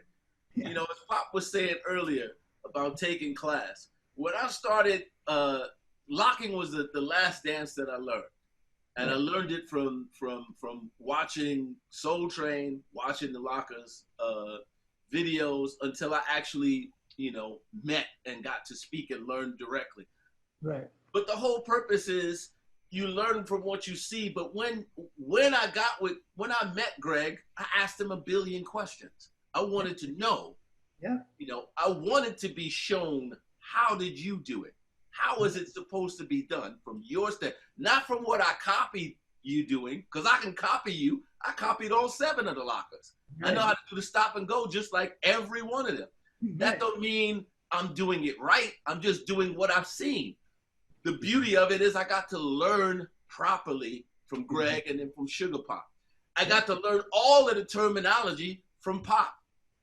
That's good. He banged this shit in my head, so when I teach it, I know what I'm talking about. I'm not teaching from my head. I'm teaching from here. I'm teaching what my teachers taught me. I'm serving the purpose of continuing a lineage. That's important. And people need to stop with this, I'm going to do it my way and blah, blah, blah. It's not your way. It's not your dance. This is why you're a guest. Okay? This is why you're a guest. You're a guest because you're taking part in somebody else's thing. I'm a guest in locking. I'm not a master of it. Even if I teach it, I'm a guest. I'm not from the West Coast. I didn't learn directly from Don. I wasn't on Soul Train. I'm a guest. So I pay attention when my teachers are telling me what went on. And I'm passing on that information because that is what makes the dance more understandable. That is what makes the dance more impactful. When you know where it comes from. Yeah. When you introduce somebody, you introduce them by their name. Their name has a history to it. Otherwise, oh, this is my friend in the orange shirt. Right. It sounds ridiculous, don't it? And that's what people are missing here. It's not being a guest doesn't mean there's something wrong. When you went to Taiwan to do Aga's event, shout out to Aga Max Party, we were guests in Taiwan. Absolutely. And Aga takes care of us all. Yep, he does. It's nothing wrong with that. You're trying to show respect. Yeah. And people, I don't understand that. And also, stop being afraid of learning. Learning never stops. Right. Every time Suga Pop teach, even if I know what he's teaching and he's shown it to me, I'm still in the damn class because he might do something that I didn't learn. How about that? And people call me master. Oh, master stretch. Well, guess what? If you're a master, you should always have the ability and want to learn. That's right. The one note I would hit on with that is that we being that I kind of like was around when everything all hit off, because I think it was maybe because like most of the dances of lockers started in 71. That's most. But Don started actually working at it in like 69. And he came really good at it like in the 70s, like 1970. And then like 71, most of the guys are there, right? And 72, locking had pretty much formed the way that it is. But the thing is that, like Don always said, and I've known Don ever since I've been in California, just like I know all the rest of the guys. And I know that the way we teach, we should definitely teach all the fundamentals of locking. When it comes to locking other dance styles, that's not my thing, right? When it comes to locking, teach the fundamentals. And once you learn those fundamentals, like Don said, like I always say, be yourself. And I know people sometimes say, well, you shouldn't say it like that, but that was my motto about it, and that because I got it from Don. That's what Don always said. I have his last words that I have on tape at the words that him being in the public was at the street signing that I was there. And his words were, look, learn my dance and be yourself, put yourself into it. Because if you don't learn it and create different things, I don't think you're not gonna grow. Because Sugar Pop, I watch him lock a lot. He don't lock like the rest of the guys. He has his own style. I have my own style. Fluky, have their own style. No, I don't think there's too many people have their own style, but the dancers the seven original lockers, they dance so much alike because most of them weren't dancers in the beginning. Like Don was not a dancer, Scooby was not a dancer. I think the only one that was really a dancer, that could dance is Fluky, because Fluky was a cheerleader, doing all those different things. That's where he came from. And because Fluky didn't really know that many of the guys. He was from another city, and stuff. So, but everyone practiced that, the style. If everyone did exactly what Don did, it wouldn't be a locking thing. Because Scooby created a lot of the locking moves. Greg had his own moves. Tony Gogo has his own moves. Demeter Joe, which doesn't do like a heavy locker, created like at least 30% of the dance move, the guitar, the stop and go, and all those things, the handshake. Demeter Joe, she did all that because they used to practice when they were going to be in the dance contest. So locking, Don was the vehicle. And then all the rest of us did things with it to make it like it is. Because we all, because when I first saw Don, it was, he hats, knee drops, doing all of the points and up, like. If everyone just did that, there would not be, like Don tell us, when he used to tell us that he said, I could never do a show by myself. I could never go open up for someone, just me locking. And he said, so that's why I got the best that I can get. And he was talking about the original lockers, to be with him, to do the show. And there's one thing about the lockers too, and that's the way we used to dance in a contest as well. The lockers never did no more than 6 counts of 8 of a routine at the most, maybe more, maybe less, right? It was all about solos. That's locking. Locking is about solos and being the best you can be when you solo. And how would it be if everybody doing the same thing soloing? Everybody doing it doesn't make any sense. So that's why locking became big, because of the people that I call it like about 10 of us in the very beginning created different moves that people put together, and now they call it locking dance moves. And anything else after that is their own styles.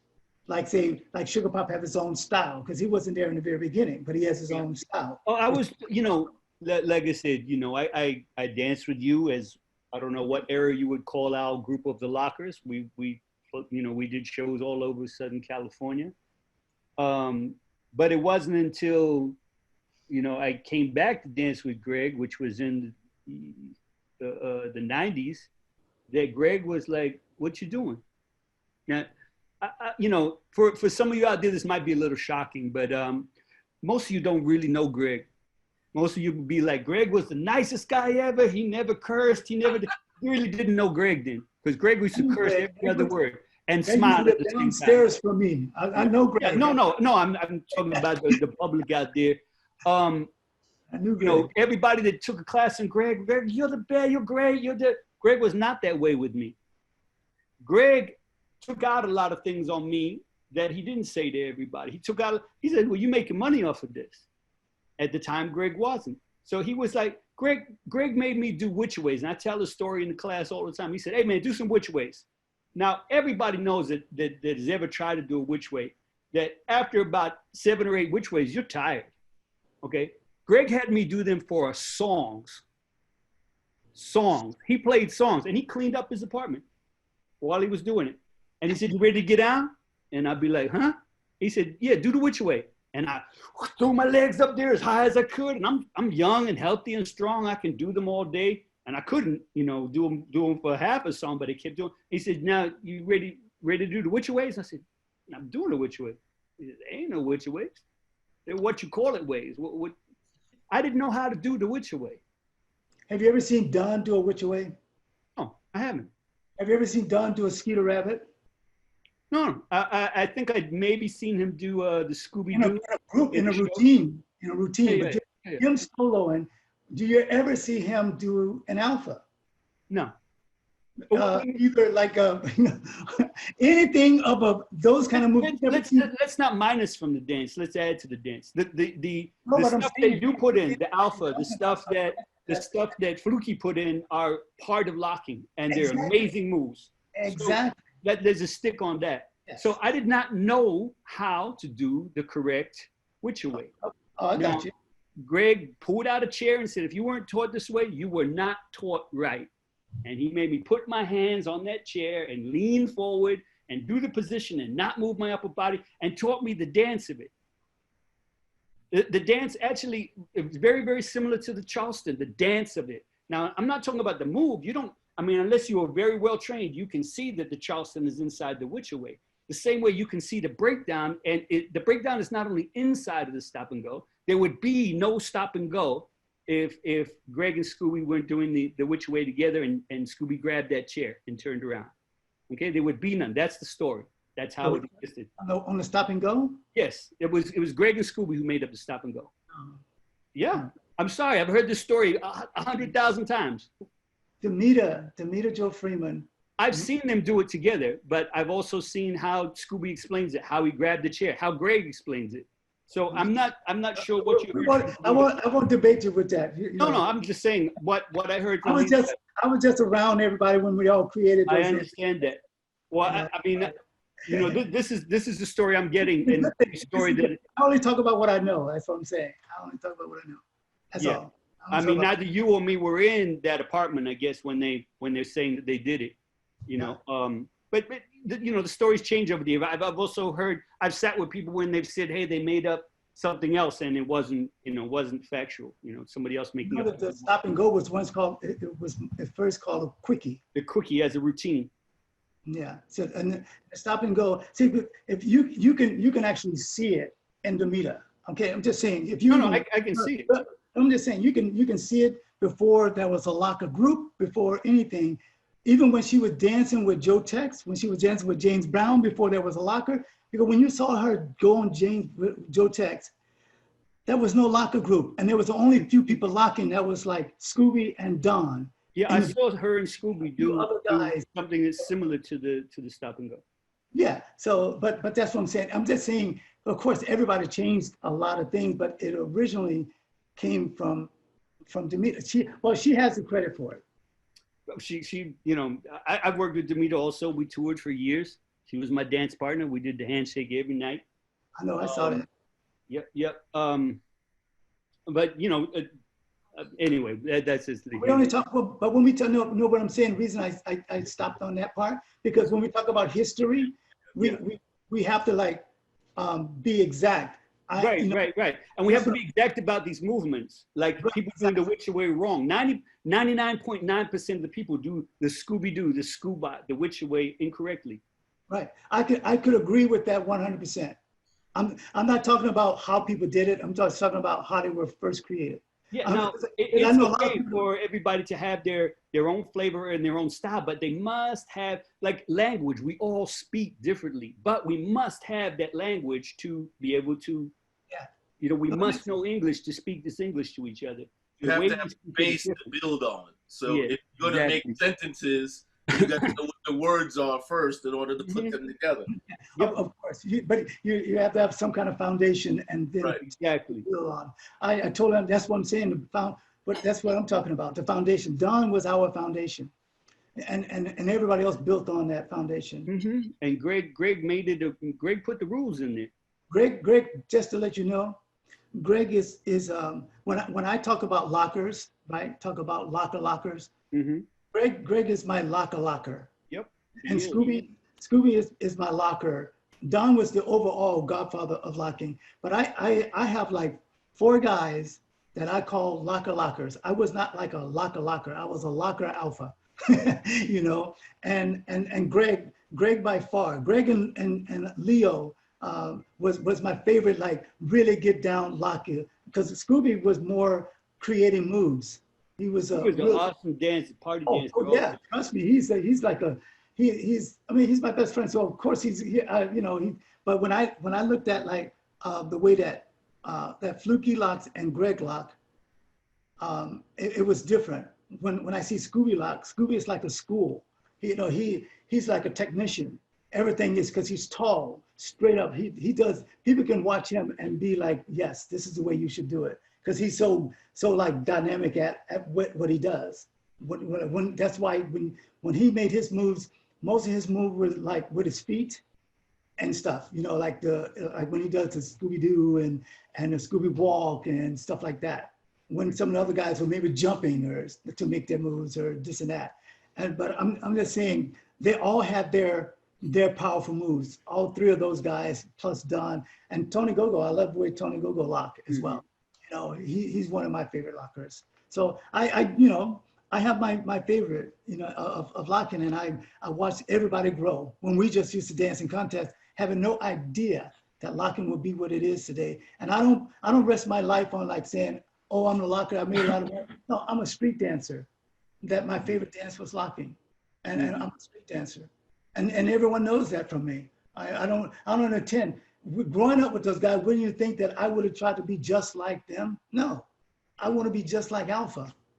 You know, I wasn't trying to be like anyone but me. And that's why even when I was watching Buddha Stretch, that video at the end, I saw like them doing the alpha and, you know, at that, you know, doing different moves. And I'm going like, well, that's good. I got a little flavor, just a little flavor there. Because that's my creation, you know. You know, so I'm just saying, you know, everybody got their thing. Because when I talk to Pete, I'm quite sure he has his thing that I can just listen to him because he's there. Like I said, I don't like to talk. I don't want to hear about anybody else's what if they could. Demeter was just here, and if you listen to her, what she was saying that, and she was there. So I gotta listen to somebody. Yeah. Ask Scooby also. You know what I mean? Scooby is credited for. You know, I've heard the story many times of how it happened and Greg having an asthma attack, and you know, like I said, hey, if this is something for me to learn, something different, I'm down to learn that. But no, it's not about doing it the same way. It's not about that. It's about no. Of course, it is about doing what it is. Do you know what I mean? Otherwise, you have nothing if you don't have what it is. You know, unless you're doing the movement correctly, the way it was done, you can add your flavor to it. But it's like me, you know, diving to the side and saying, "Well, that's my alpha." It's not an alpha. I've got to have the basis of the alpha to be able to add to it. And people have to have the basis of locking. People don't even look where they point. That's rule number 1. That's from Don himself. People don't even look when they point. They slop lock. They throw it out there and they don't look. And that was, Don told us every night that we did a show with Don, every single night when we toured this country with Don, when it was just me, Don, and one other dancer, whether it was Skeet or whether it was Wiggles, Don would say this. You got to look at somebody. You're looking at somebody. So I take these things, you know what I mean? You know, to learn exactly what it is. I would hate to go through life being like, hey, I just slopped through this and I didn't really learn exactly what it is, especially that you've made a whole life from it. You know, I don't want to, you know, set out like that. I can have my own flavor, but I got to learn what it is. This is not the type of conversation that I wanted to be, that we're discussing who did what and why. No, it's not for that. It's just It's to me out. to learn. Hey, maybe I'm incorrect in this, and I would love to learn from it. My whole purpose of Street Dance Roots is to, like, I wanted Budon to tell me how he created what he did and how that dance started. That was my main purpose, to hear about, because I know nothing about it. I do know a little bit about locking, and that's all I've ever been around is people that lock. Locking changed to be a lot of different things, but it's always just been locking to me, no matter which way you point. You can point up to the sky, it's still locking, if that's what you're doing. If that's what you want to do, if you do this up, it's not saying it's not the, once you learn locking, you learn locking. It's a lot of things that the dancers do that lock. Unless you're pointing up to God, or you pointing up to somebody on the mountain, because that's not what God made up. No, but don't get me wrong. I can pull. I watched all your videos just recently because I put them together. So I even looked at others. You don't point at look all the time. I'm just saying. I've made some mistakes. It's not a problem with that. But learning and admitting to that and learning from it is not a problem. You know what I mean? You got to remember, we danced in a group together, and I saw the faults in all of that. I wanted to make it right. I wanted to learn from it and grow from it. The fundamentals of locking, we should all learn, and then be yourself. Because I did most of the choreography when we did. I taught me, right? I taught a routine. I wasn't teaching locking. I wasn't teaching anybody locking. I know. When you went out and did your solo, you popped and stuff. We wasn't doing locking. So when we teach a routine, we were doing the village people. Exactly. We're not locking. We just, so how could we, like, if we were locking, it would be a different story. If we were going up and just locking routine only, that's a different story. I just said earlier that locking, even the lockers, the original ones only did like 8 minutes. I mean, like 6 counts of 8 or anything, and did solos. And I realized all the moves that everyone did, I can do every single move that we all did. But if once I learn it, don't hold people back. That's what's wrong with locking out. Poppers don't go like that. Poppers don't like. We taught, listen, hold up. We taught popping the right way. We taught exactly what the basics were. That's why the dance group stretch teaches hip hop the right way. That's why it grows.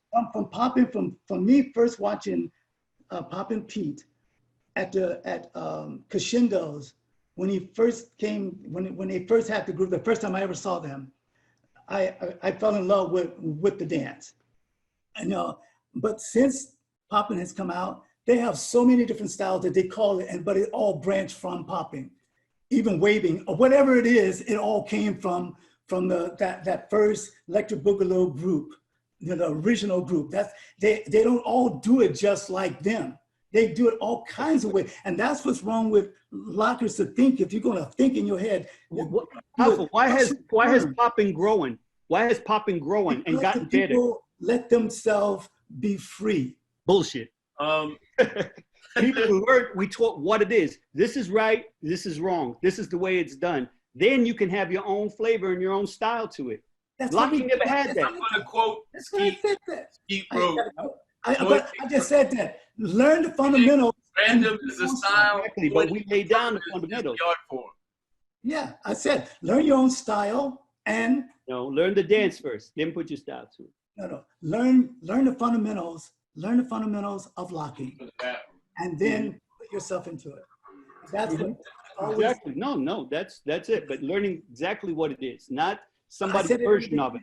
That's what I said in the beginning. So you can't expect for everybody to look the same. No one ever looked the same. Of course not, because everybody dances different.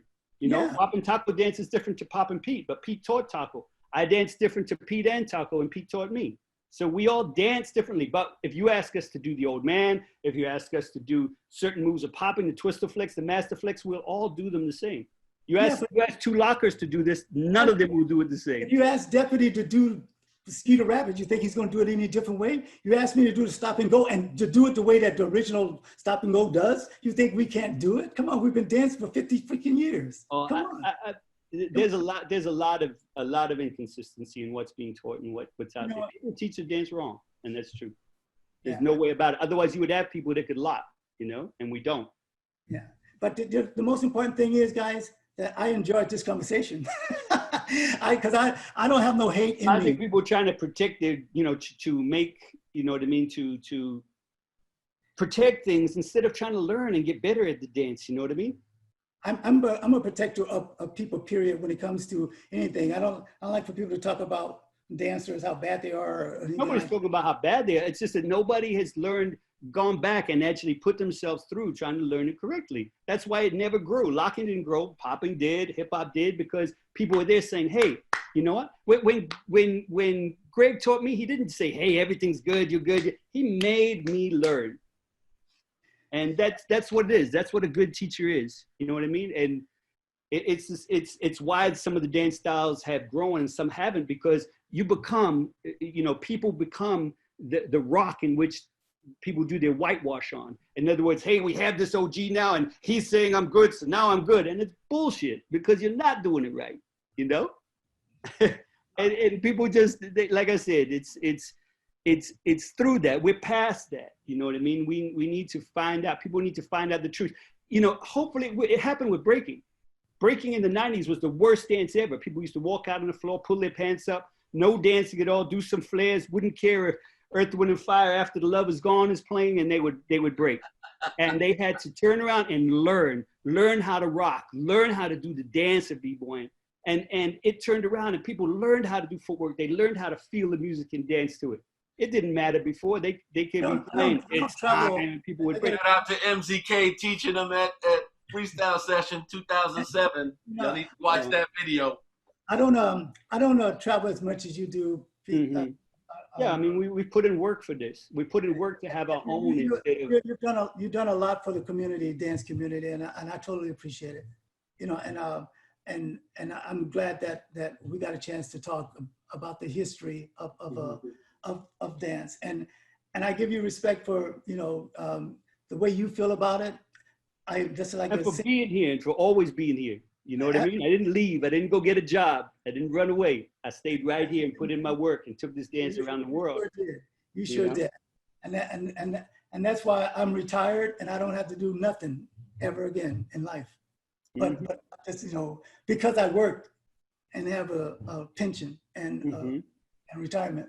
So it's I'm great. just saying. Move from the Friars to some of us had to, you don't find football players playing football the whole life, all the time. But we can definitely dance for the rest of our lives. So it's okay. It's good to be. It's all good because I have love for you. I have love for the dance. I have love for you. I came up in this with you. You know what I mean? But we got love, dude. It's all good. There's a point between just making money off of it and us giving back to this dance, us giving them the truth and the reality of it, and not just, hey, we can make another event. Hey, we can sell some things here and we're going to make a new event. We need to be happy with what we got, and we need to hold on to this. Otherwise it will, and it is getting taken from us. We owned jazz. Jazz dance was a real, was black thing. Jazz dance, rock and roll, all of these things are getting taken away from us. But I probably didn't watch my first post. I've been fighting for the whole idea of the way to lock in the lock in. That was my whole post, the first one that I did with everybody, with for locking for life and all that. I mean, and I'm the one with the valley style locking. I'm the one that stood up for that. I didn't see nobody else coming up standing up for it. Well, I'm not a part of any of these conversations.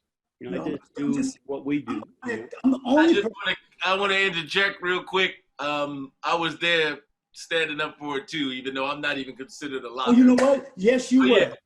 Yes, and no, what I want to say is this,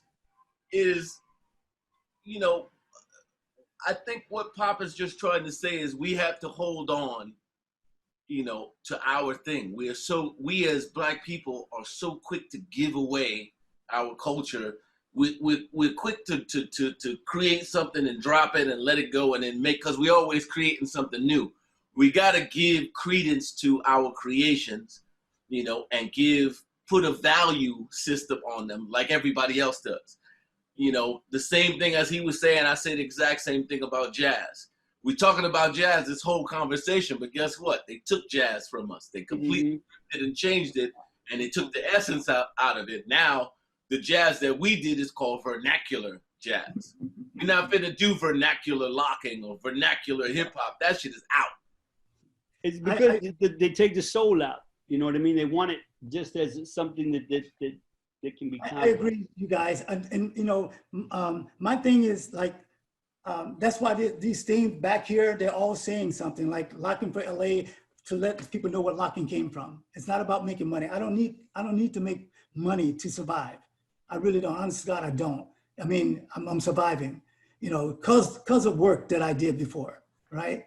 Not just dancing. But the most important thing is that I agree with you. And if that, we should teach it more. And I'll start talking about it a little bit more, that we make sure that dancers out there start putting more into emphasis of exactly what the style was in the very beginning, and learn the correct way, which I always felt that people should do anyways. But I hear you, not knocking it. I agree with you because that's what I do. I'm here to not to argue with. I'm only talking about what I know, and if I know it and I'm wrong about it, then it's not because I knew I was wrong. And I'm not saying I was wrong about anything, but I'm just saying that I can be a big enough man to say, okay, well, yeah, I agree. And I think where I've gone, they all are trying to learn the correct way of locking. Except for one place, and that's what I expressed last time I was talking to people about it, because I didn't like that they didn't have that funk and the rhythm and the soul part of locking. You know, I never ever claimed to be like the best locker. I always felt that I was a decent dancer, and only because I love it. It's not because I did it for work. I love doing it, but they paid me for it, so what could I say? But anyways, I agree, and I'm gonna give the last words to Buddha, because, and I think, and for John Lewis, for his family, and sorry for you guys' loss, and Tyrone and Don. I mean, we've lost a lot of great people this year. This has been the worst year of my life. Of people, it's so strange. I mean, I've been through a lot. Hangings, grew up where burning crosses in my front of the house, all black school, a lot. But this has been really sad. Black Lives Matter. Wear a mask. Please wear one. And I'm gonna give the last words. Love you, bro. My last words are to give thanks. Give thanks to you, Alpha, for having this conversation the last few weeks. I've been tuning into them, and thank you for the very first one, like you said, with the whole locking for life thing, and the Valley style thing. I used to catch hell and be told that I shouldn't be, arguing these points because I'm not a locker. I'm a hip hop dancer. So it's been, amazing for me it felt good for me to watch you let everybody have what they had to say and then come in and correct. Like, no, you got to come correct. Right. And yeah. I thank you for that. I want to give a big thanks, of course, to my big bro, Suga Pop. It's been a wild ride for these last few years. And as you said, we've lost a lot of good people. We've lost a lot of good people this year. I got to shout out my baby bro, Lil Shake, Christopher Shake Mathis. We lost him just before this COVID thing kicked off. All praises due to Don, to Tyrone the Bone. It's the beautiful thing about this is I want the people watching this to understand is that we can agree to disagree, but we all agree on the standpoint that we are together, and our strength is in our togetherness. And people need to understand that and stop being so insecure when people tell you something. I'm gonna say this, close this out. When we were doing Rennie, shout out to Rennie. We were doing Rennie versus show, and we were in London, and I was the locking piece with Greg. God bless the dead. And before we got to do the locking piece, originally Don was part of the show, and God bless the dead. E.B. Skeeter Rabbit was saying that he wanted the show to be better. He wanted Don's show to be better. Suga Pop and volunteered to dance for Don's show. And Suga Pop, he said, me and my boy, the professor Ansel, we could be a part of that also, And he said we knew how to lock. And when we did the show with Greg, Pop said, y'all need to lock more. I listened to what he said. I didn't take it from an ego standpoint. Oh, I could do this. All critiques is not, it's not about your ego. Something somebody says, you should take that and learn from it and grow from it and try to be better at it and not look at it. We're not all haters. We're not all haters. Not everybody is against you. We're trying to better you by bettering ourselves at the same time. And yes, some people will give you critiques because they are haters, but you still got to learn from that. You're supposed to learn from everything, Yep. And we're trying to grow as a unit. We're trying to grow as a people. We're trying to grow as human beings to make this place better. And I think people need to remember that. That's what this conversation and communication is all about. Amen. With that, thank you again. My pleasure, and thank you for accepting my invitation to be on. And Suga Pop, same to you, my brother. Thank you, man. We have love for each other. It's all good. You know that. I mean, I listen to everyone, and if that's the way you feel, that's the way you feel. And some of the things that you're saying is the way that it should be. And we should all heed to the words that you're speaking.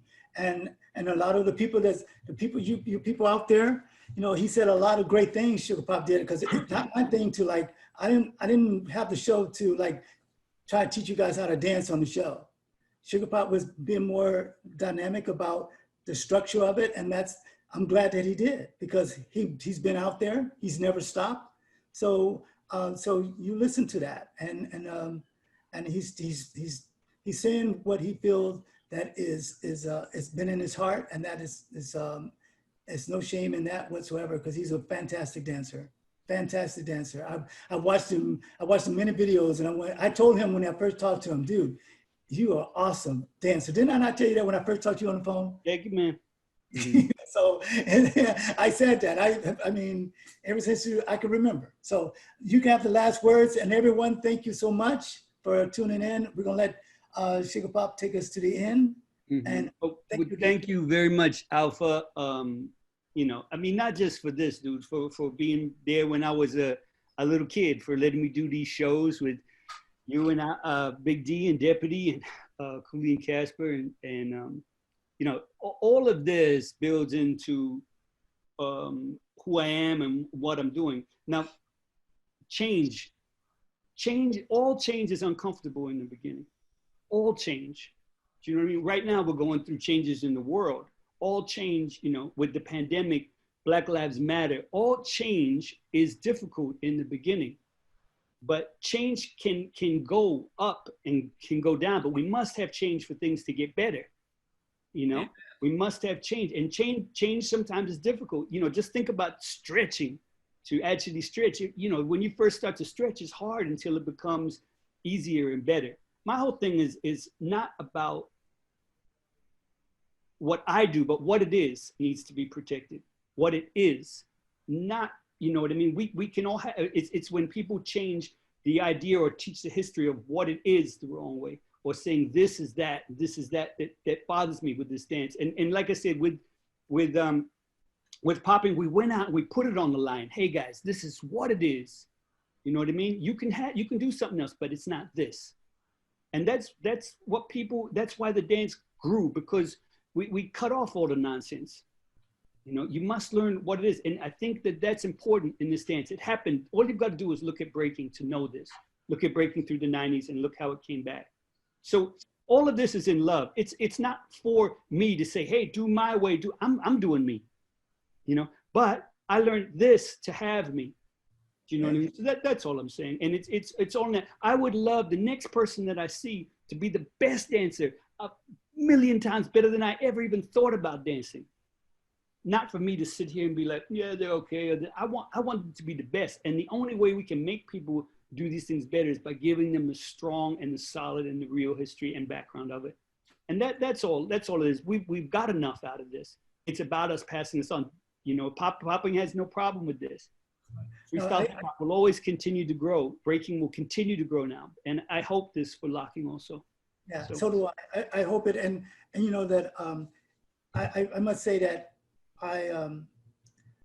if I come off a little like weird about it when I'm saying something that I think is right, it's okay, because I still listen, and I'm the next person I have on that is a locker might say something different than you said, but in the same way, but might say it a little different, because there will be other lockers coming on, and so I'm just prepping people to like take people from what their experience is, your experience, my experience, you know, Buddha Stretch's experience. But that's the only thing that we could do is take each other and learn from that. I mean, that's why we call this roots. We're talking about not, you know, we're talking about how you became to be as good as you are.